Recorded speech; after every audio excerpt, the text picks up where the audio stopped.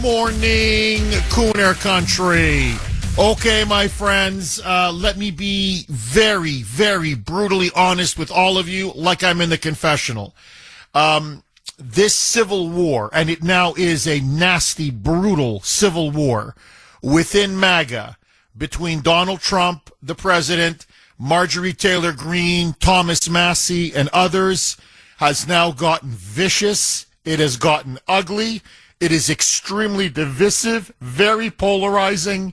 And as I said on X last night, and I'm going to say it again right now, we need political infighting like we need a hole in the head.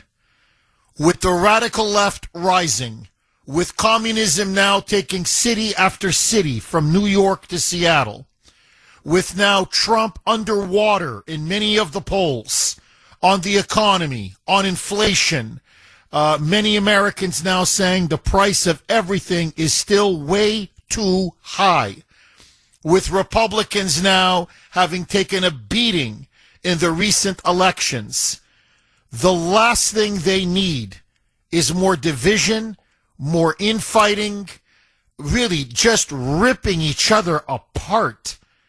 What we need is unity. Because the enemy is the radical left, the enemy is the Democrats, the enemy are the communists. That's, to me, it's so obvious. But that's not what's happening. What's happening now is that there is a political bloodbath taking place. And my fear is that all this is going to end up doing is alienating many Trump supporters, many Republicans, shrink the number that will go out and vote for him in the midterms. I don't see how we win with this infighting. I don't. Frankly, if someone could explain to me what the hell is going on, I would really appreciate it. Because honestly, this is crazy. This is almost borderline politically suicidal. It's insane. What's happening now is insane, especially in the wake of the fact that the Republicans just won a massive fight with the Democrats over the government shutdown. And all of a sudden now, this is the biggest story, forget in the country, in the world. So here is exactly what took place. As many of you know, during the government shutdown, Marjorie Taylor Greene, who really was seen in Congress as maybe Trump's staunchest MAGA loyalist. Whatever you think of Marjorie Taylor Greene now, you know, to give her her due, to be honest and objective about this, she was MAGA almost before MAGA. She was with Trump from the very beginning. She was by his side over and over again. She was one of his loudest, strongest, staunchest supporters in Congress. When everyone else turned their back on him, especially after the impeachments and after the disaster of January 6th, she stood by him through thick and thin. However, over the last couple of months, especially during the government shutdown, Marjorie Taylor Greene began to really attack Republican leadership. She also began to increasingly criticize President Trump. She criticized his support for Israel in the battle between Israel and Hamas. She said that Trump was becoming Israel first, not America first. She then began to criticize his decision to give a lot of H-1B visas to foreigners and foreign students who then look for work. She then also began to criticize his decision to give out 600,000 student visas to Chinese students, many of them tied to the CCP. But one of her biggest criticisms was over the shutdown, saying that both parties were to blame for the shutdown and that precious time was being wasted when they should be focusing on passing the MAGA agenda. And above all, she has been demanding and calling for the release of the Epstein files. And she now says that she's willing to go all the way to releasing the Epstein files. There is going to be a vote this Tuesday, i.e. tomorrow, where Marjorie Taylor Greene, along with some other Republicans, are going to join with Democrats. They have the votes. So Trump now feeling enraged, feeling betrayed, feeling that this woman now, as he puts it, all she does is complain, complain, complain, nag, nag, nag. And I think for him, the final insult was that she would go on, "This is CNN," which frankly, I don't understand, because CNN has been Marjorie Taylor Greene's mortal enemy. They have tried to destroy her life, destroy her career. They have mocked her, ridiculed her. Why she would run to them over and over to do interviews and bash Trump, and in particular bash the Republican leadership, is beyond me. She also recently went on The View, where The View was praising her because she was criticizing Republicans during the shutdown. And so Trump now feels that she has become a Judas. And so this is what he wrote Friday night. And it was just the opening salvo. Quote, here's what he wrote on Truth Social. And it was a stunning Truth Social. It sent political shockwaves. I am withdrawing my support and endorsement of Congresswoman Marjorie Taylor Greene of the great state of Georgia. And Trump goes on to say that during the past few weeks, despite my record achievements for our country, and he lists them all, and they're very impressive.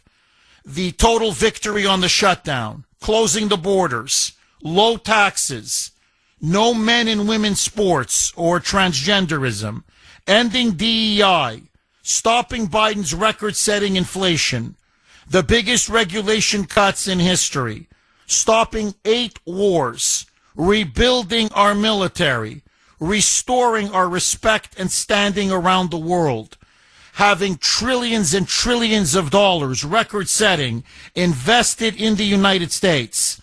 He goes, all I see, and I'm quoting now directly, is quote-unquote, wacky Marjorie do, is complain, complain, complain, all in caps. And then he wrote this. It seemed to all begin when I sent her a poll stating that she should not run for senator or governor. She was at 12% and didn't have a chance. Unless, of course, she had my endorsement, which she wasn't about to get. So she has told many people that she is upset that I don't return her phone calls anymore. But with 219 congressmen / women, almost 53 U.S. senators, 24 cabinet members, almost 200 countries, and an otherwise normal life to lead, I can't take a ranting lunatic's call every day. I understand that wonderful conservative people are thinking about primarying Marjorie in her district of Georgia, that they too are fed up with her antics. And if the right person runs, they will have my complete and unyielding support. She has gone far left, even doing The View with their low IQ Republican-hating anchors. Thank you for your attention to this matter. Make America great again. So it was brutal. It was a complete disowning. He's disowned her now. And he's basically issued a declaration of war. Now, he's calling for her to be primaried. Marjorie Taylor Greene has now responded. And I'm going to read to you the text a little bit later. I don't want to just keep reading text. But in a nutshell, she says, I don't want to call him. I don't care that he's not answering my calls. This has nothing to do with the poll that he sent me. This has everything to do with one thing in particular, the Epstein files. And according to Marjorie Taylor Greene, she says, I have never seen Trump so determined to prevent the Epstein files from being released. As she put it, if he fought as hard for any other issue, we wouldn't have any problems in the United States. That he is hell-bent on keeping these files from going public. And that's why he's going scorched earth on me, on Thomas Massey, on Lauren Boebert, on Nancy Mace, on these Republicans who are insisting that the Epstein files be completely released tomorrow. And the question she's asking is, what is he hiding? What is he so afraid of?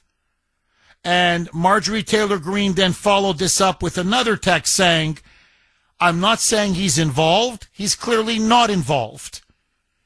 I've always defended the president. I've always defended his policies.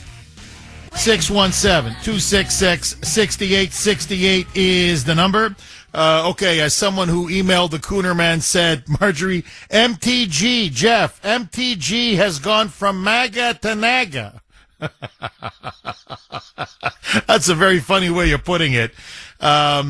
Look, honestly, if you were to ask me a month ago, 2 weeks ago even, who was the last person Donald Trump would ever get involved in a feud with in the Republican Party? Oh, I'd say Marjorie Taylor Greene. I mean, they've been together for God knows how many years. They're two peas in a pod.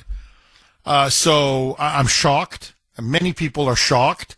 And it's not that this is a question of inside baseball. It's Marjorie Taylor Greene does have many supporters and followers.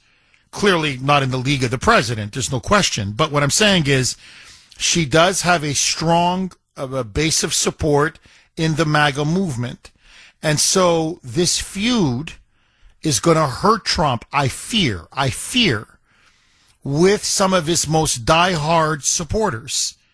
And it's not that they're going to turn on him and, start becoming Democrats, but they just may stay home and not vote in the midterms. And so what's happening now, this is my fear, is that the coalition that rode Trump to power is now slowly shrinking. It's shrinking.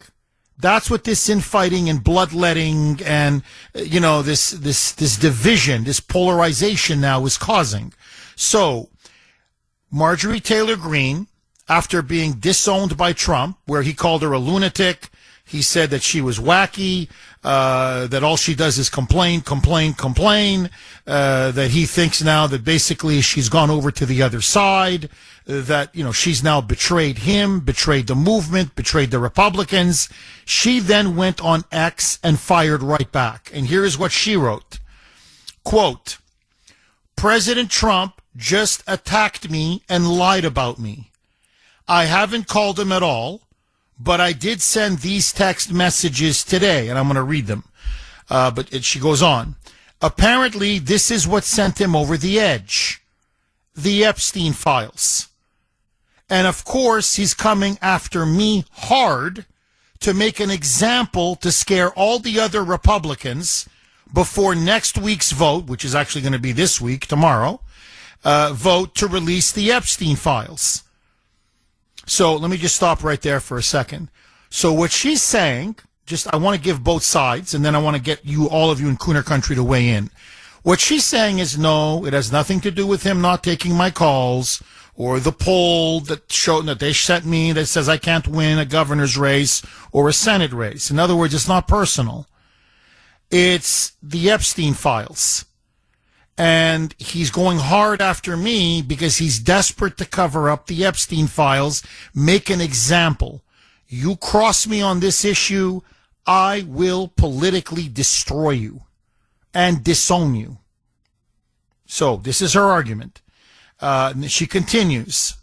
It's astonishing, really, how hard he's fighting to stop the Epstein files from coming out, that he actually goes to this level. She adds, but really most Americans wish he would fight this hard to help the forgotten men and women of America who are fed up with foreign wars and foreign causes, are going broke trying to feed their families and are losing hope of ever achieving the American dream. That's what I voted for. She then goes on to say, and now you can tell it's very bitter and very personal. I have supported President Trump with too much of my precious time, too much of my own money, and fought harder for him even when almost all other Republicans turned their back and denounced him. But I don't worship or serve Donald Trump. I worship God. Jesus is my Savior, and I serve my district, Georgia 14, and the American people.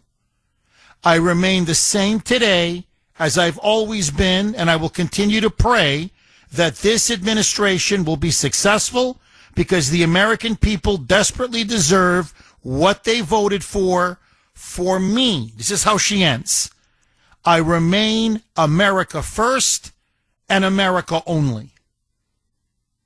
Now, in the two text messages that she sent to Trump, I'm just going to paraphrase. It's everywhere. You can read them. But just, she basically in one of them says, go after Bill Clinton. She goes like, check the flight logs. So she's saying, release the Epstein files. This is a Democrat scandal. People like Clinton and others are going to get destroyed. Like, why are you holding this back? Why are you fighting this? It makes no sense. And then she sends another text message to him saying that in every single interview that she's done, she goes, I've always defended President Trump. And I've even told him on the Epstein files that the women who were abused by Epstein and his pedophile network, this is what she says, have told me and told everyone and their attorney that Trump did nothing wrong, that in fact he was the only one who wanted to help them. And she says the Democrats had 4 years to release the files but did nothing. So then she says she tells Trump in this text message, please stop ignoring the women. Many of them literally voted for you. Like, in other words, I don't know why you're going to the wall on not releasing the Epstein files. And so those are the two text messages that she sent that she claims sent Trump over the edge and started, when he launched that first attack on Truth Social. Now, I'm going to come back. I promise I'm going to take your calls. Trump is determined to get the last word in. And then he fires off a new nickname against Marjorie Taylor Greene. And I'm telling you, the war is on. 617-266-6868 is the number. Okay, an all-out feud has now broken out between President Trump and Marjorie Taylor Greene. The once extremely close allies now are, they hate each other. They are ripping into one another. Trump is now calling her a traitor. He's calling her a lunatic. He's calling her a rhino. He says now that he disowns her, that he's withdrawing all of his support that he ever gave her, and he is calling for her to be primaried.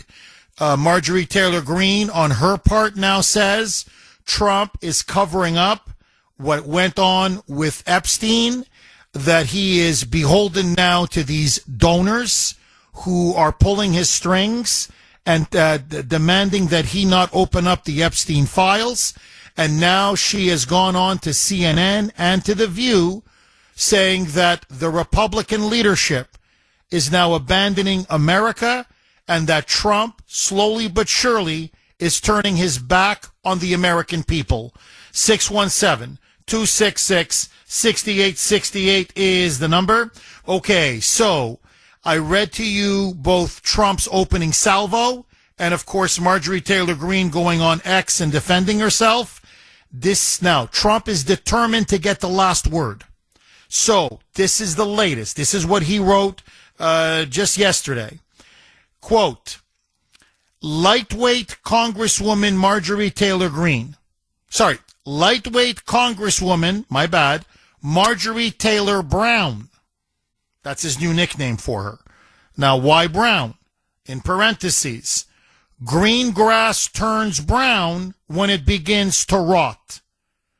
Betrayed the entire Republican Party when she turned left, performed poorly on the pathetic View, and became the rhino that we all knew she always was. She's just another fake politician, no different than Rand Paul Jr., in parentheses, Congressman Thomas Massey, who got caught being a full-fledged Republican in name only, a rhino. Make America great again. Now, he then added this. Right after this, he added this. New nickname. Marjorie, quote-unquote, Traitor Green is a disgrace to our great Republican Party. So here is how things stand right now. On social media, everybody's tearing into each other. MAGA is arguing with MAGA. Trump supporters and MTG loyalists now are attacking one another. It's what I'm talking about, internal division. It has unleashed incredible, powerful internal division and polarization within the MAGA camp. Now, people are not going to like my take on this. I'm telling you, everybody's going to be mad at me, but it's from the heart. I'm not saying that Trump is wrong. He's got some very valid criticisms of Marjorie Taylor Greene. He does. And to be frank, I'm not even saying that Marjorie Taylor Greene is all wrong, because I think in some of her criticisms, I think she is right. I don't like the 600,000 student visas to these Chinese students. I don't like it. I don't like the fact now that Trump came out and is a big supporter of the H-1B visa program and actually said that Americans are not good enough and not skilled enough. Right now, that's why we have to bring in all of these H-1B visa holders into the United States. To me, that was a betrayal of MAGA. Honestly, I don't like the fact that he brought in the leader of Syria into the White House, a former member of Al-Qaeda who has slaughtered Christians, who was a jihadist before they put him in a suit.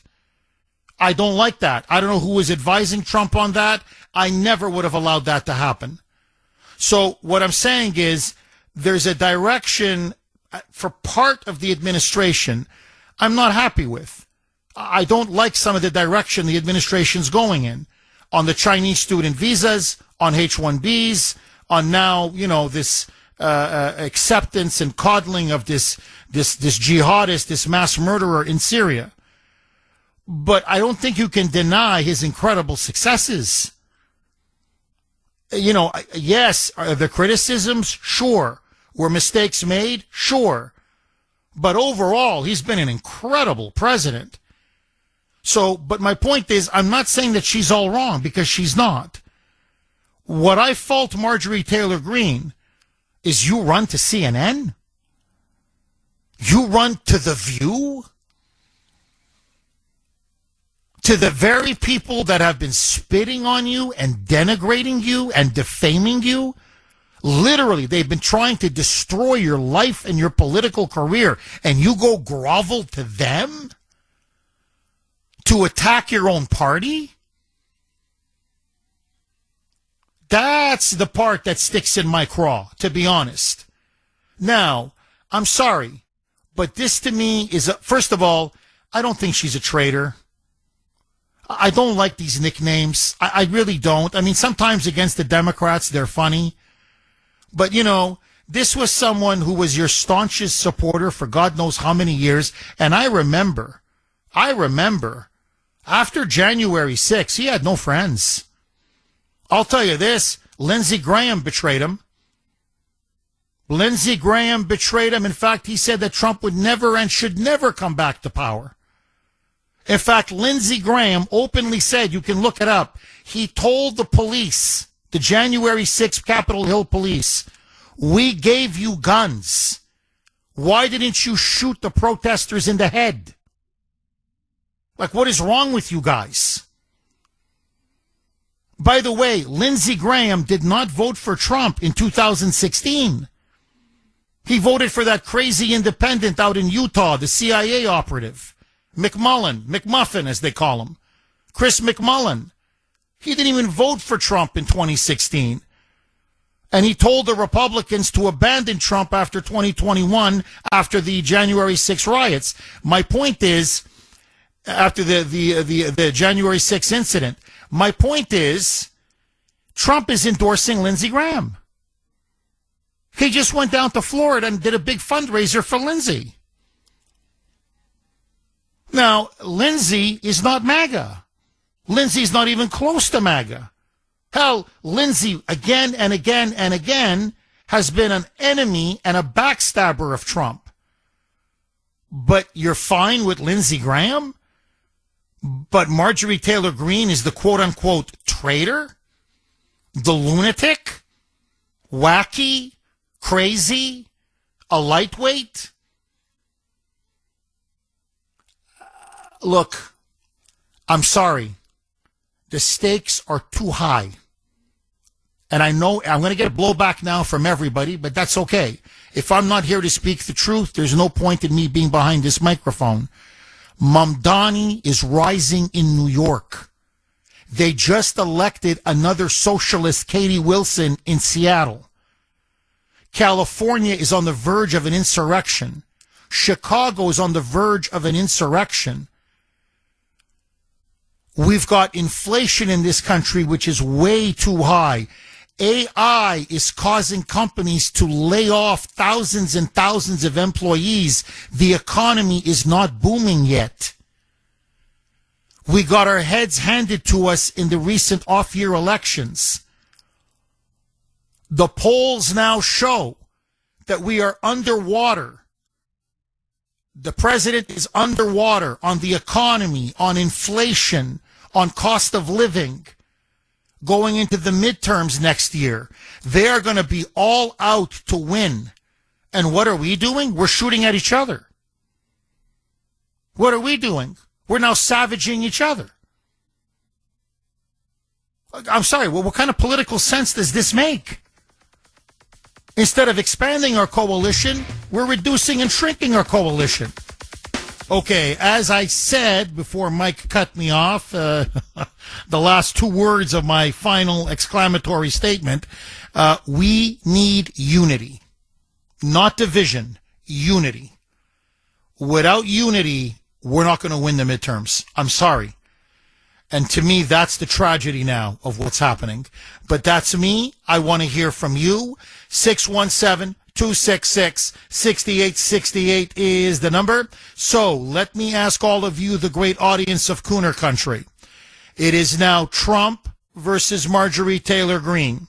We are now in the midst of a MAGA civil war. Whose side ultimately are you on? Do you side with Trump? Do you side with MTG? Or like me, are you just disgusted at the whole thing? 617-266-6868. Okay, lines are loaded. Anthony in Michigan. You're going to kick us off, Anthony. Thanks for holding and welcome. A blessing as always, Dr. Kuhner. Hey, one of the more famous aerospace firms I used to work for, we had a little mantra. Good news in public, bad news behind closed doors. Marjorie, are you listening? Please heed that. Okay, Jeff, I completely get this. I agree with you on a lot of things. Barris and both Mark Mitchell of Rasmussen have been pulling this new group of Trump voters. They want the Epstein thing done. They want the deep state gone. The cost of living is a problem. Yes, they do not want any external wars, and yes, they're pissed about the H-1B visas. But I get the external war thing that Trump's trying to solve, because you can't have incredible jobs here with a foreign entanglement. Now, let's go back to the whole Epstein thing. Did you see Christine Milne a week or two ago? She posted the numbers of the pedo networks, and the pedos themselves are rolling up. So the question begs is, do you remember when we got the Enigma machine and we stopped the Nazi submarines from... What was in the data of Epstein, And did you notice Giselle got a better prison to go to? Who's talking behind the scenes? And there's a tidbit out there on X. Was Trump a source on rolling up the Epstein network? You know, it's like probably in World War II, nobody wanted to know why we were, destroying Nazi subs. Whatever's going on, we have to be cautious about this. I don't think I'm wrong on this. Law enforcement's rolling up these networks. Now, on to the economy. I have a kind of wide scope on this. I was listening to Kathy Wood of ARK Investment this weekend on her weekly podcast, and two old-time entrepreneurs that follow Tesla. One's named Randy Kirk and Larry Goldberg, who were commenting on her stuff. She's come up with that we have a lag of data. The Fed blew it. We are in a deflationary cycle on a lot of our really not consumer goods, but material to make consumer goods. And there's a lot of doom going on because of it. We're actually in a rolling recession. But she notes Trump's tax bill, where the corporate tax rates are so low, we got the $21 trillion coming in from all these foreign investments. Jeff, when this economy takes off, it's going to be absolutely bonkers. And what sucks on the backside is... No, Anthony, I agree. Look, that's where I think Marjorie Taylor Greene is jumping the gun. Yeah, look, there's no question.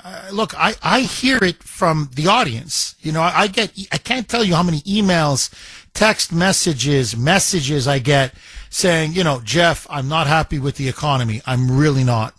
I'm paying too much for food, too much for groceries, for insurance, for, you name it, rent, everything. It's all too much. Now, and, they go, look, was it better is it better than under Biden? Yes. But it's still way too high. And I'm telling you, I am getting a lot of complaints. Now, look, they still love Trump. They haven't abandoned him. They're going to be with him. But they're saying he's traveling too much, which is essentially what Marjorie Taylor Greene is saying. Like, okay, I'm not against him ending wars, but he's always traveling. He's always making, peace deals. Like, we want you to focus here. I need your focus here. We're hurting. We're living paycheck to paycheck. We're struggling to make ends meet. So I get that all the time. So that's why I'm saying I'm not saying she's all wrong. She's not, because I know that what she's expressing is real, because I see it and hear it all the time. In fact, I'm going to read the text later in the show. A good friend of mine, staunch conservative, voted for Trump 3 times, loves the guy. Okay, former law enforcement. And this was before the blow-up between Trump and Marjorie Taylor Greene. And he just unsolicited texted me out of the blue. And, I'm like, what's this? And he said, Jeff, listen, there's a lot of us are asking ourselves, what's going on with Trump? So I texted back. I go, what do you mean? He goes, well, what is he doing inviting the president of Syria into the White House? The man was former Al-Qaeda, ISIS, who has killed thousands of Christians. He's a mass murderer.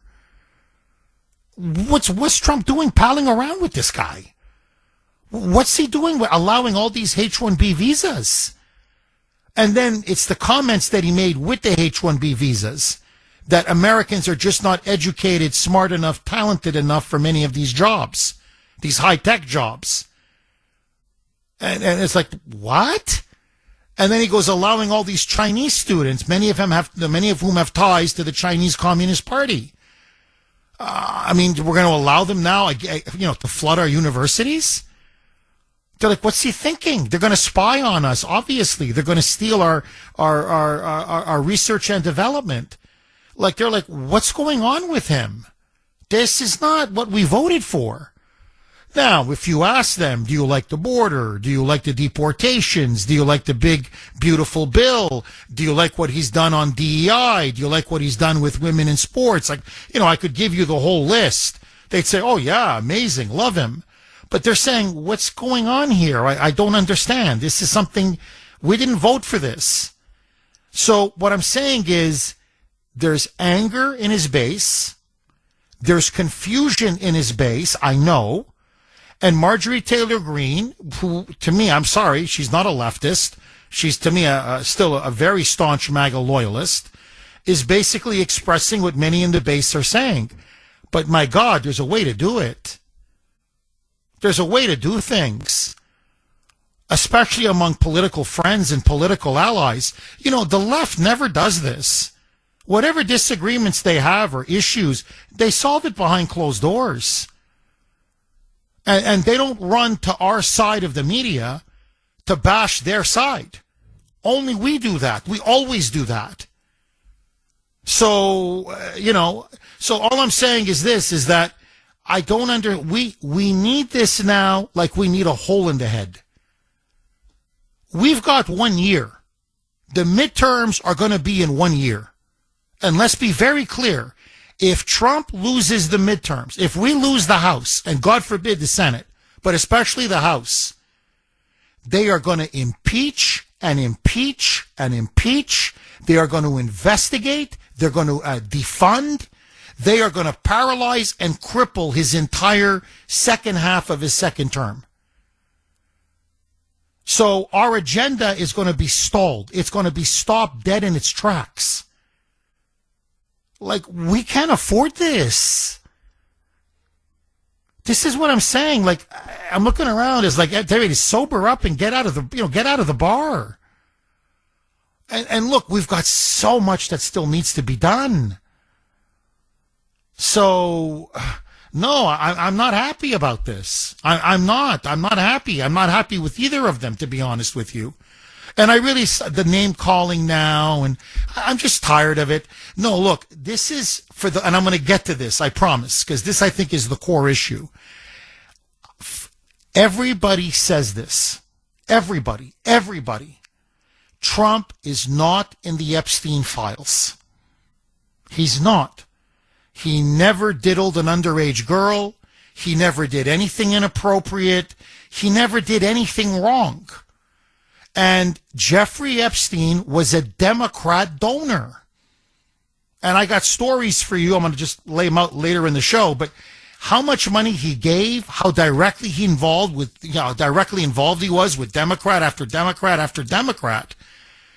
This is primarily a Democrat scandal. Suddenly, it's become Trump's scandal because he keeps refusing to release the files. And so the question I have is, why? Why not just release the files? First of all, many of them are being released. There was another 20,000 that were dumped last week. By the way, what it shows, Epstein hated Trump. I mean, conclusively. He reviled Trump. He couldn't stand Trump.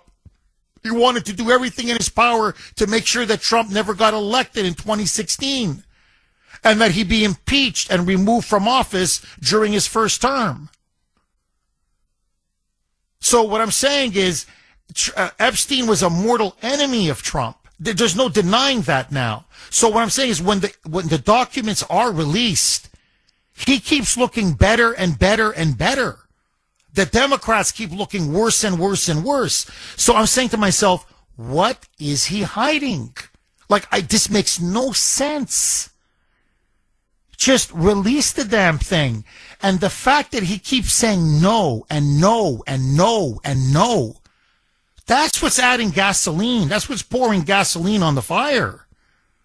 Now, I'll just give you one more example, and I want to go to the next call. But this was just a couple days ago. So the vote is going to be tomorrow. Okay? The vote is tomorrow. Thomas Massie, Republican, Kentucky, Marjorie Taylor Greene are going to vote now to release the files. Every Democrat is going to vote for it. They need 218. So there are two Republicans that Trump was hoping to flip. One was Congresswoman Nancy Mace, South Carolina. Lauren Boebert, a big MAGA supporter, Colorado. I want you to listen now to this. Trump asks her to go to the Situation Room in the White House. The White House. Now, Lauren Boebert said right away, she was, I've never had a request like this. I'm just a member of Congress. I'm nobody. I'm going to go to the Situation Room? Like, what is this? And in the Situation Room, she is confronted by Attorney General Pam Bondi and FBI Director Kash Patel. Now, what are they doing in the Situation Room? Apparently, they closed the door, and according to Lauren Boebert, and I don't think she's lying, she said, I could not believe the amount of pressure that they were putting on me, on her, to flip my vote and vote against the Epstein files being released. This is going to destroy the republic. This is going to consume and destroy Trump's presidency. We are never going to forgive you for this. You will never rise in the Republican Party again. You will never get support for anything in the future. You might as well just cut your political throat right now. I mean, they leveraged and threatened and berated and threatened and berated. And she walked out white as a ghost. Now, her answer, she said, is still no, because she stands with the victims. But I mean, just stand back. You drag a member of Congress into the freaking Situation Room. And this is so inappropriate. Then you have the Attorney General and the FBI Director lean on you, threaten you, blackmail you, practically almost extort you, not to release the Epstein files? Which, by the way, and this is now pretty clear, the Epstein files are going to blow the whistle on about several dozen very powerful billionaire donors and many prominent Hollywood celebrities. Okay, those were the ones that really, went hard into Epstein Island. So we're looking at directors, actors, producers. Now, I don't know if some of these donors are donors of Trump. I don't know if some of these actors are good friends of Trump's. Like, I don't understand this. But no, I'm telling you, first of all, Trump is not involved. Can I be honest? Even if his family was involved, I'd say, well, okay, I get the motivation. But no, Don Jr. is not involved. Eric is not involved. Ivanka is not involved. Jared's not involved. No one's involved in his family. Never mind him. No one's involved. So why? It is eating up his political capital to the point now, and I'm going to get to this later in the show, this may actually now consume his presidency. And he seems to be determined to go all the way. To literally go all the way. And they're not going to be released. For whatever reason, they're not going to be released. No matter the political cost. And honestly, I'm baffled. I am genuinely, honestly befuddled, puzzled, and baffled. Thank you for that call, Anthony. Nancy in Framingham. Thanks for holding, Nancy, and welcome. Oh, good morning, Jeff. My problem is I don't have a problem with releasing the files. Why? Trump, first of all, has to get out like Delano Roosevelt during World War II and to have a 5 and maybe a 15-minute chat every single night to what's really going on with the country and explain why things are the way, like the market, like the food and the cost of living is not gone down. He needs to do that desperately.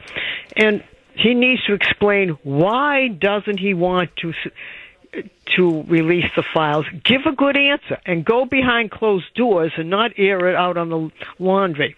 My fear is that we're going to have a big blue wave come and then the country will be gone because Americans are stupid when it comes to voting. They know they're going to impeach him and they'll still not go out and vote. So now you've got a worse situation than ever. My feeling is Trump, he needs to get out a 5-minute, 10 to 15-minute chat every single night as what he's really doing and why he's really doing it. And he needs to do it calmly, and he needs to behave like he needs to behave like an adult without the insults. He needs to tame down, and he needs to just simply go and explain to the American people. We'll understand. I think they will. I don't care whether they release the files or they don't release the files. Maybe a lot of people will get hurt, but let it be and let it go. Let the files go. Let them release it and see what the fallout is. It can't be any worse than what happened last Tuesday with the voting. Am I right? Oh, you're completely right. You're absolutely dead on. Look, I'm fearing a blue wave now. I thought it was going to be impossible even a couple of weeks ago, but I mean, especially now, this infighting is going to kill us. There's no question. And you see, it's not Marjorie Taylor Greene. I mean, those are the personalities, right? You have a lot of people who are, I'm telling you, look, my inbox is already filling up. A lot of people are siding with Marjorie Taylor Greene. Like, they're not happy with Trump on this. And they're saying, well, we're just not going to vote in November. I think that's crazy. I think you're voting for communism if you don't vote for Trump in November. But the fact of the matter is, that's the effect it's having. I want to ask you, Nancy, in this battle now between Trump and MTG, who do you think is right? Who do you think is wrong? Or who do you think is more right and who do you think is more wrong? Because I don't know why Trump won't release the files, I have to honestly say I'm leaning more towards Mary Taylor Greene. Because what are they hiding? And let it come out. And so what if some of the donors donated to Trump? Maybe they're no better than the Democrat donors. Did this ever think of that? Well, there's going to be a lot of Democrats are going to go down. There's no question. Look, I'm going to give you. I'm going to give the names of some of the Democrat donors. It's obvious. The biggest Hillary Clinton donor is directly involved. Bill Clinton, by the way, is in big trouble. Big trouble. Big trouble. So this is going to take down presidents. This is going to take down some of the most powerful oligarchs in our country. Now, maybe some of those donors were big Trump supporters, and he feels they're his friend. I'm speculating now. I don't know. But they're his friends. They helped him, win the election in 2024. Trump is always known to be very loyal, almost to a fault. So maybe he's protecting some of his friends. But, again, if I was in a room with him, I mean, like, if they were pedophiles, why would you want to protect them? Like, I'm sorry. I mean, yes, they're your friends. Yes, they helped you get the power. Yes, they, helped you win the election. I get it. But my God, look what they did to those girls. And, this was over the weekend. The victims, and there's about 1,000 of them now, have come out, and they all showed pictures of the age that they were. Pictures when they were like 13, 14, 15. When they were all taken to those islands. There were 2 islands. And Epstein just handed them over to some of the most powerful men in the world. And they were violated, they were assaulted, they were raped, many of them repeatedly. I don't want a country run by pedophiles. I don't want a world run by global pedophiles. This is, to me, demonic. It's satanic. So expose all of it. I don't care. Let the chips fall where they may. To me, we have to know the truth. We demand the truth. Now, honestly, I really want to know who the hell are in those files. Because everybody's trying to cover it up. So what's in there that is so explosive? That's what I want to know. Thank you. Really good call, Nancy. Thank you so much for that call. 6-1, agree, disagree. I'm just, you can disagree with me. I'm just giving my honest opinion. 617-266-6868 is the number. Okay. President Trump now, in a shocking, stunning move, has completely disowned Marjorie Taylor Greene. He now has withdrawn all of his support and his endorsement for her. He is calling her a traitor, a lunatic, a lightweight, a rhino, someone who has now gone over to the other side, to the left, and he now says she must and she will be primaried. 617-266-6868 is the number. Okay, well, here it is. I think I finally, thank you, Jesus. Thank you. So, very early this morning, President Trump now has come out on Truth Social saying, no mas, no more. I want this to end. He now is calling on House Republicans tomorrow's vote to release all of the Epstein files, including the files that Pam Bondi has on her desk at the DOJ and Kash Patel has in the FBI. So he says, release it now all. I'm done. Release all of it. The Senate is going to vote to release it. I will sign the bill to release all of the files. Everything now will be released. So, as he put it, it's time to end this quote-unquote Democrat hoax and to get on point. He's really adamant about getting back on point, saying we need to focus on the economy, on affordability, on inflation. We've got too many things to do, too many bills to pass. This is too important of an issue for us. We got to win back. We got to win the midterm elections. So have this vote and let's be done with it once and for all. You couldn't have done that a couple months ago. Anyway, better late than never. And to be fair, I think he saw the writing on the wall. I think it was very obvious. This big feud with Marjorie Taylor Greene, Boebert wasn't going to flip, Mace wasn't going to flip, Thomas Massie obviously wasn't going to flip. They had the 218 votes, plus there were about at least several dozen more Republicans who said, if I have to go on the record, I have no choice but to vote to release the Epstein files. So it was going to be a blowout win, for if you talk about the files. It was going to be a loss for Trump if he kept resisting it. And so I think Trump read the writing on the wall and said, no, we're going to lose. We don't have the votes. They're going to vote to release the files. And then we look like we're covering up for this disgusting pedophile.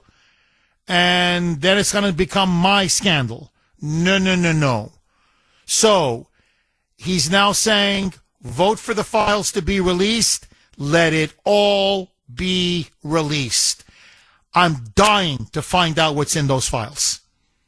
Oh, now I really want to know what's in those files.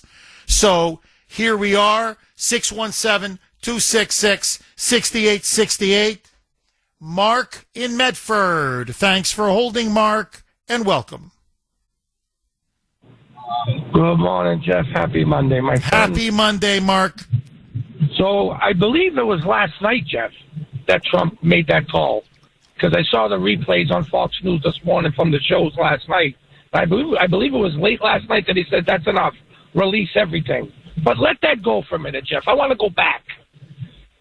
In Trump's campaign, one of the first things he said he wanted to do was release the Epstein files. But then, he changed his mind and he realized, you know what? If I do this, and remember, Jeff, you remember when he said this, I quote, I really don't want to see anybody's lives destroyed by releasing the Epstein files. Well, you know what, Jeff?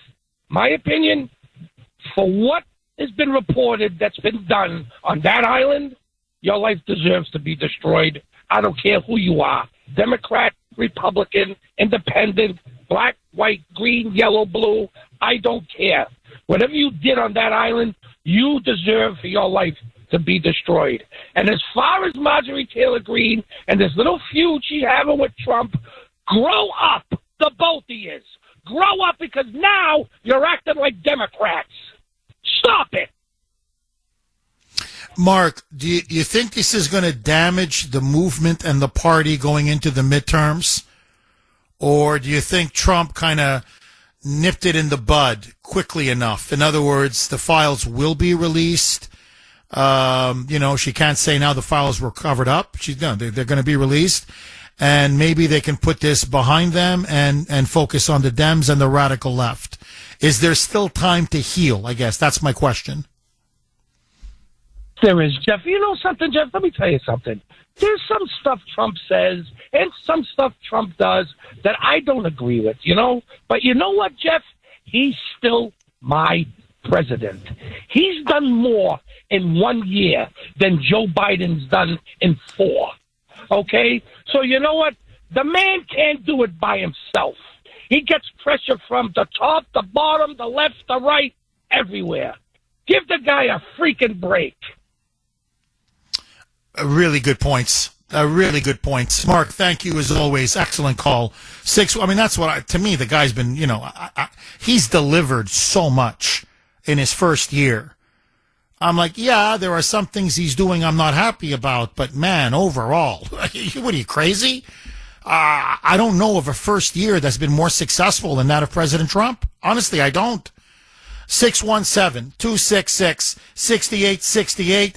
Hillary in Maryland. Thanks for holding, Hillary, and welcome.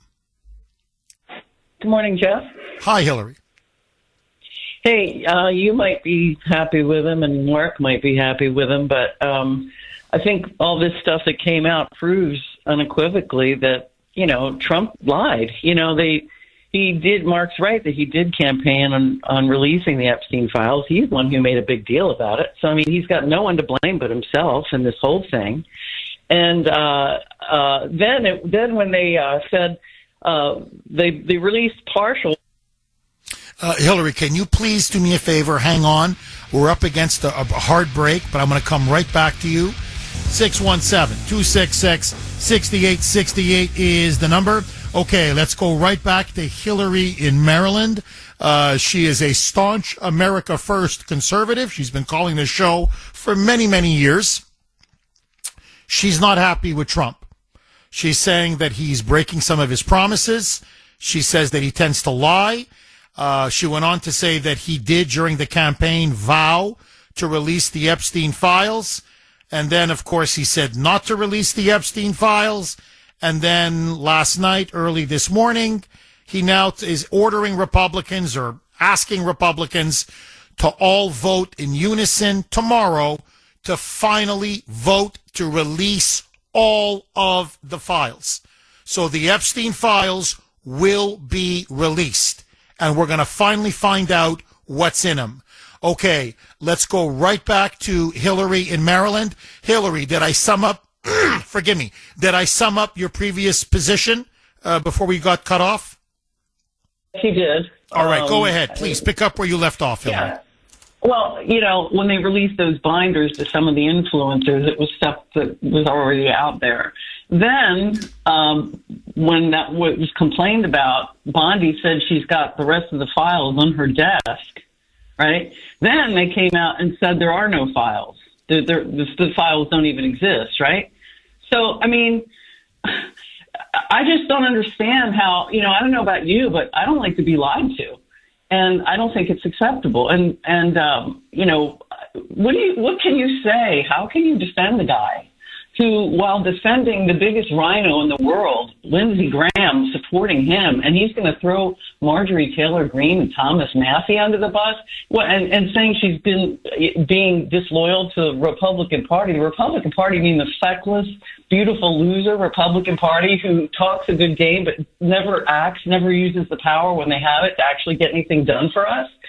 When Trump was elected to basically do mass deportations, to straighten out the trade deals and no wars. We don't want to be involved in that. And Marjorie Taylor Greene was standing up for that. I don't know why it's somehow, the sin of the century that she went to, CNN or The View or whatever. I don't like those programs, but, maybe Fox is in bed with Trump and wouldn't give her a hearing. I don't know. The point is, it's still the truth. It doesn't matter where the truth is proclaimed. The truth is the truth.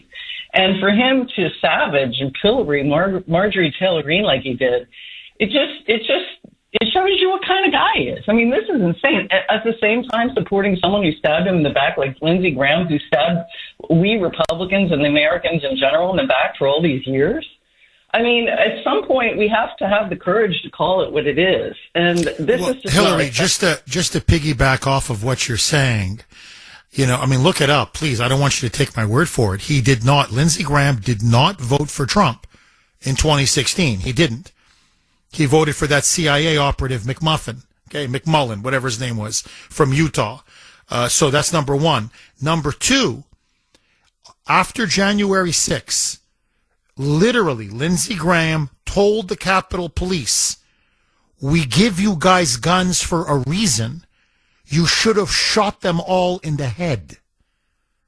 Shoot them all in the head. And then publicly said that we are done with Trump and the Republican Party needs to kick Trump out. Now, that was just 4 years ago. Okay, 4 years ago. And literally, Trump held a fundraiser for Lindsey Graham in Florida. He's so hated in South Carolina, he's always booed. Lindsey Graham is. So to do a fundraiser, they had to do it at a golf course in Florida. But I'm saying Trump endorses him and supports him. Now, that's his business. If he wants to support Lindsey Graham, that's Trump's thing. That's his call. I don't care. But that's what I said. I said, whoa, whoa, whoa, whoa. Marjorie Taylor Greene is the traitor, but Lindsey Graham isn't? Hillary, I want to play a cut because this is now where even some of her own supporters have turned on her. They were backing her, even in this feud with Trump. But then when she went on CNN, this was yesterday, CNN State of the Union, and she said this. And according to many, even some of her supporters, they say it's like she groveled in front of the fake news media, begging for forgiveness for everything she had said before in order to get in good with them. And people are now very, very angry, saying that was the act of treason on the part of MTG. This was yesterday, CNN, State of the Union. She's on with Dana Bash. Roll cut 12, Mike. You posted on X that President Trump is, with his comments, fueling a, quote, hotbed of threats against you. Obviously, any threats to your safety are completely unacceptable. But we have seen these kinds of attacks or criticism from the president at other people. It's not new. And with respect, I haven't heard you speak out about it until it was directed at you. Dana, I think that's fair criticism, and I would like to say humbly, I'm sorry for taking part in the toxic politics. It's very bad for our country, and it's been something I've thought about a lot, especially since Charlie Kirk was assassinated, is that I'm only responsible for myself and my own words and actions, and I am committed, and I've been working on this a lot lately, to put down the knives in politics. I really just want to see people be kind to one another. Hillary, your reaction? I mean, I'm not a fan of it to CNN. Maybe she was being honest. I mean, maybe she was trying to, maybe she was trying to be honest about how she really feels. I don't know. I'm not a fan of being nice to CNN for sure. Well, and I'm not a fan of apologizing to the left for anything.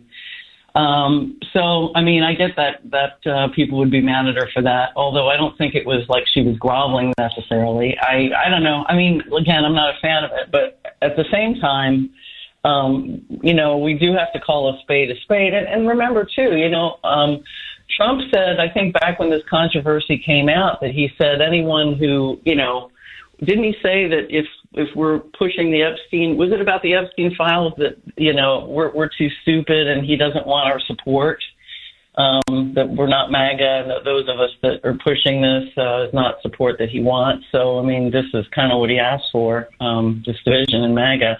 And also, I don't think it can be ignored, this, here's the same guy who campaigned on mass deportations, yet he's making carve-outs for farm workers, and he's not stopping. He's championing the H-1Bs, and he wants to let 600K Chinese students into our country. This is just not what we vote for. It's not MAGA, and if that's MAGA, MAGA left me. I didn't leave it, and if that's MAGA, I don't want to have anything to do with it because it's not America first. I think these facts cannot be denied. And while it's unfortunate that there's a rift in the party, I'm not loyal to the party. I'm loyal to the country. You see? Hillary, thank you very much for that call. Always honest, always from the heart. Thank you very much. 617-266-6868. Many Trump supporters. I'm not saying a majority, but there are many Trump supporters like Hillary. And that's what Marjorie Taylor Greene was expressing as well. Anyway, I agree, disagree.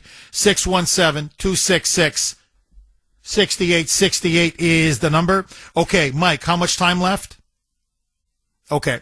Yeah, so just to quickly sum up, Trump did say that a while back, that if you're calling for the release of the Epstein files, you're dumb, you're stupid, you're playing into the Democrats' tricks and the bait, the trap that they've set, and he doesn't want your vote, he doesn't want your support.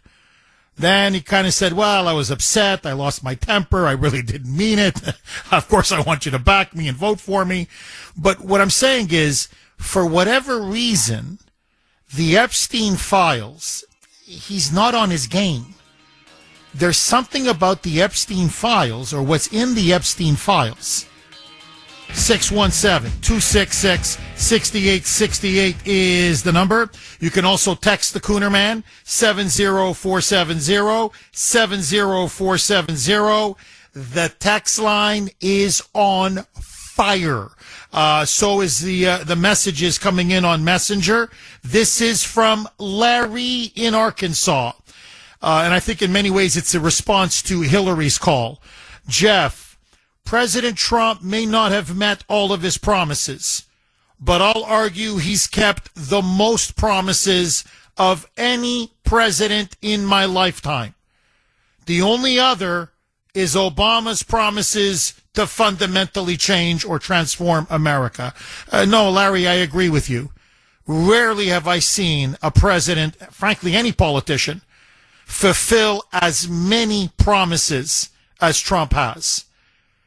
And look, my philosophy is never let the perfect be the enemy of the good.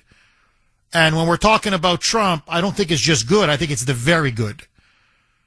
So I hear where Hillary's coming from, and I'm not saying she's wrong in some of her criticisms about the H-1B visas. I don't like the H-1B visas. I'm against them.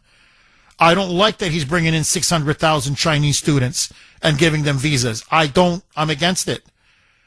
There's a lot there. There's no question. Now I'm very happy he's reversed course, and he now has told Republicans, every single one of them, both in the House and in the Senate, to vote to release the full Epstein files. And he says, give me the bill, I will sign it, Pam Bondi will release it, and you will have absolutely everything. Now, here's my prediction, very quick. This is going to blow up in the Democrats' face. I think we're going to find out why Trump was reluctant to release the files. I think there's going to be a name or two names. I think there's going to be a donor or a friend or something where you're going to say, that's why he didn't want it to be released. So I think we'll know who the mystery person is. But 99% of this is going to hang the Democrats. I'm telling you right now, Bill Clinton is in a world of trouble. Larry Summers, former president of Harvard, who went to Epstein Island multiple times, big Democrat, he's in a world of trouble. Reid Hoffman, if that name rings a bell, billionaire, he founded LinkedIn, huge Democrat, massive donor. I'm talking big Obama bundler, big Biden bundler, huge Hillary donor. He is directly implicated in the Epstein files. There's no question. So powerful billionaires are going to go down. Bill Gates is in trouble. I'm telling you, there's many others. You watch. This is going to take down some of the most powerful people in the world. And the overwhelming majority are going to be Democrats. 617-266-6868. And really the genius of the whole thing is that because Trump resisted, and so the Democrats now doubled and tripled and quadrupled down. they now will have voted to really legally hang some of the most powerful people in their party and powerful people who back their party. 617-266-6868. I can't wait for the files to be released. I swear, I'm like a kid in a candy store. Now I just want to know everybody who's in those files, every single one of them. Peter in Florida. Thanks for holding, Peter, and welcome. Good morning. I have a question. How certain are you that Marjorie Taylor Greene went on CNN? What do you mean, how certain am I? Why do you think that the image of her on CNN was not AI generated? Because she was on CNN. She was seen on CNN. You weren't in the studio, were you? Because every single image that you see that's electronic can be faked by AI. No, I know, but Peter, she admits she was on CNN. But she admits it electronically. You didn't see her in person. No, I know, but no, Peter, she admits she tweeted about it. She's been on CNN in the past. Are you saying she never went on CNN? There. Read Terminal Shock by Neil Stevenson, and he talks about manipulation of images by AI. And everything that manipulation you see of images by AI, Peter, that's a very real thing. I grant you that. But, Peter, she was on CNN. They booked her on CNN. Everybody saw her on CNN. She tweeted that she was going on CNN. She went on CNN. She's not denying that she wasn't on CNN. I mean, Peter, I don't know what else to tell you. That's like saying, do you know Jeff Kuhner is speaking right now? Yes, it's me. I'm speaking. Like, yeah, I'm on WRKO. Yeah. I mean, I don't know what else to tell you. No, to me, the question is, should she have gone on CNN? That, to me, is the issue. And I'm sorry. I've criticized her for doing that in the past. Now, look, you can go on any platform you want, okay? I'm a live-free guy. I'm a live and let live guy. I do. I truly believe in freedom. If you want to go on any platform, that is your right. If I was her advisor, if I was her friend, I'd say, Marjorie, for God's sake, go anywhere, but don't go on CNN. Look what they said about you for years. Look how they stained you and slandered you and libeled you and vilified you. I mean, it was puh. I mean, how they ridiculed you. And now you're going to go to them? They who've done everything. They've called you a Nazi. They've called you a white supremacist. They've called you a female Hitler. By the way, for Dana Bash to be saying, oh, now you're complaining when Trump is attacking you and it may lead to violence, but you don't say anything about when Trump's attacked others in the past and whether it may lead to violence. And her answer is, I'm so sorry. I won't do it again. I feel so bad. I'm humbly apologizing. Tell me, how about the number of people that CNN has villainized and the violence it's led to them? How about when they call Trump Hitler over and over again that led to Butler?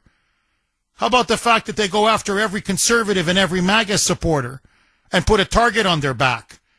So, you don't grovel like that in front of your enemy. And then to say, we're all Americans, we have more in common, and we agree more than we disagree. I'm so sorry. I want to put down my political knife. Well, so what? The left can just continue to smear? And we're going to have no opposition?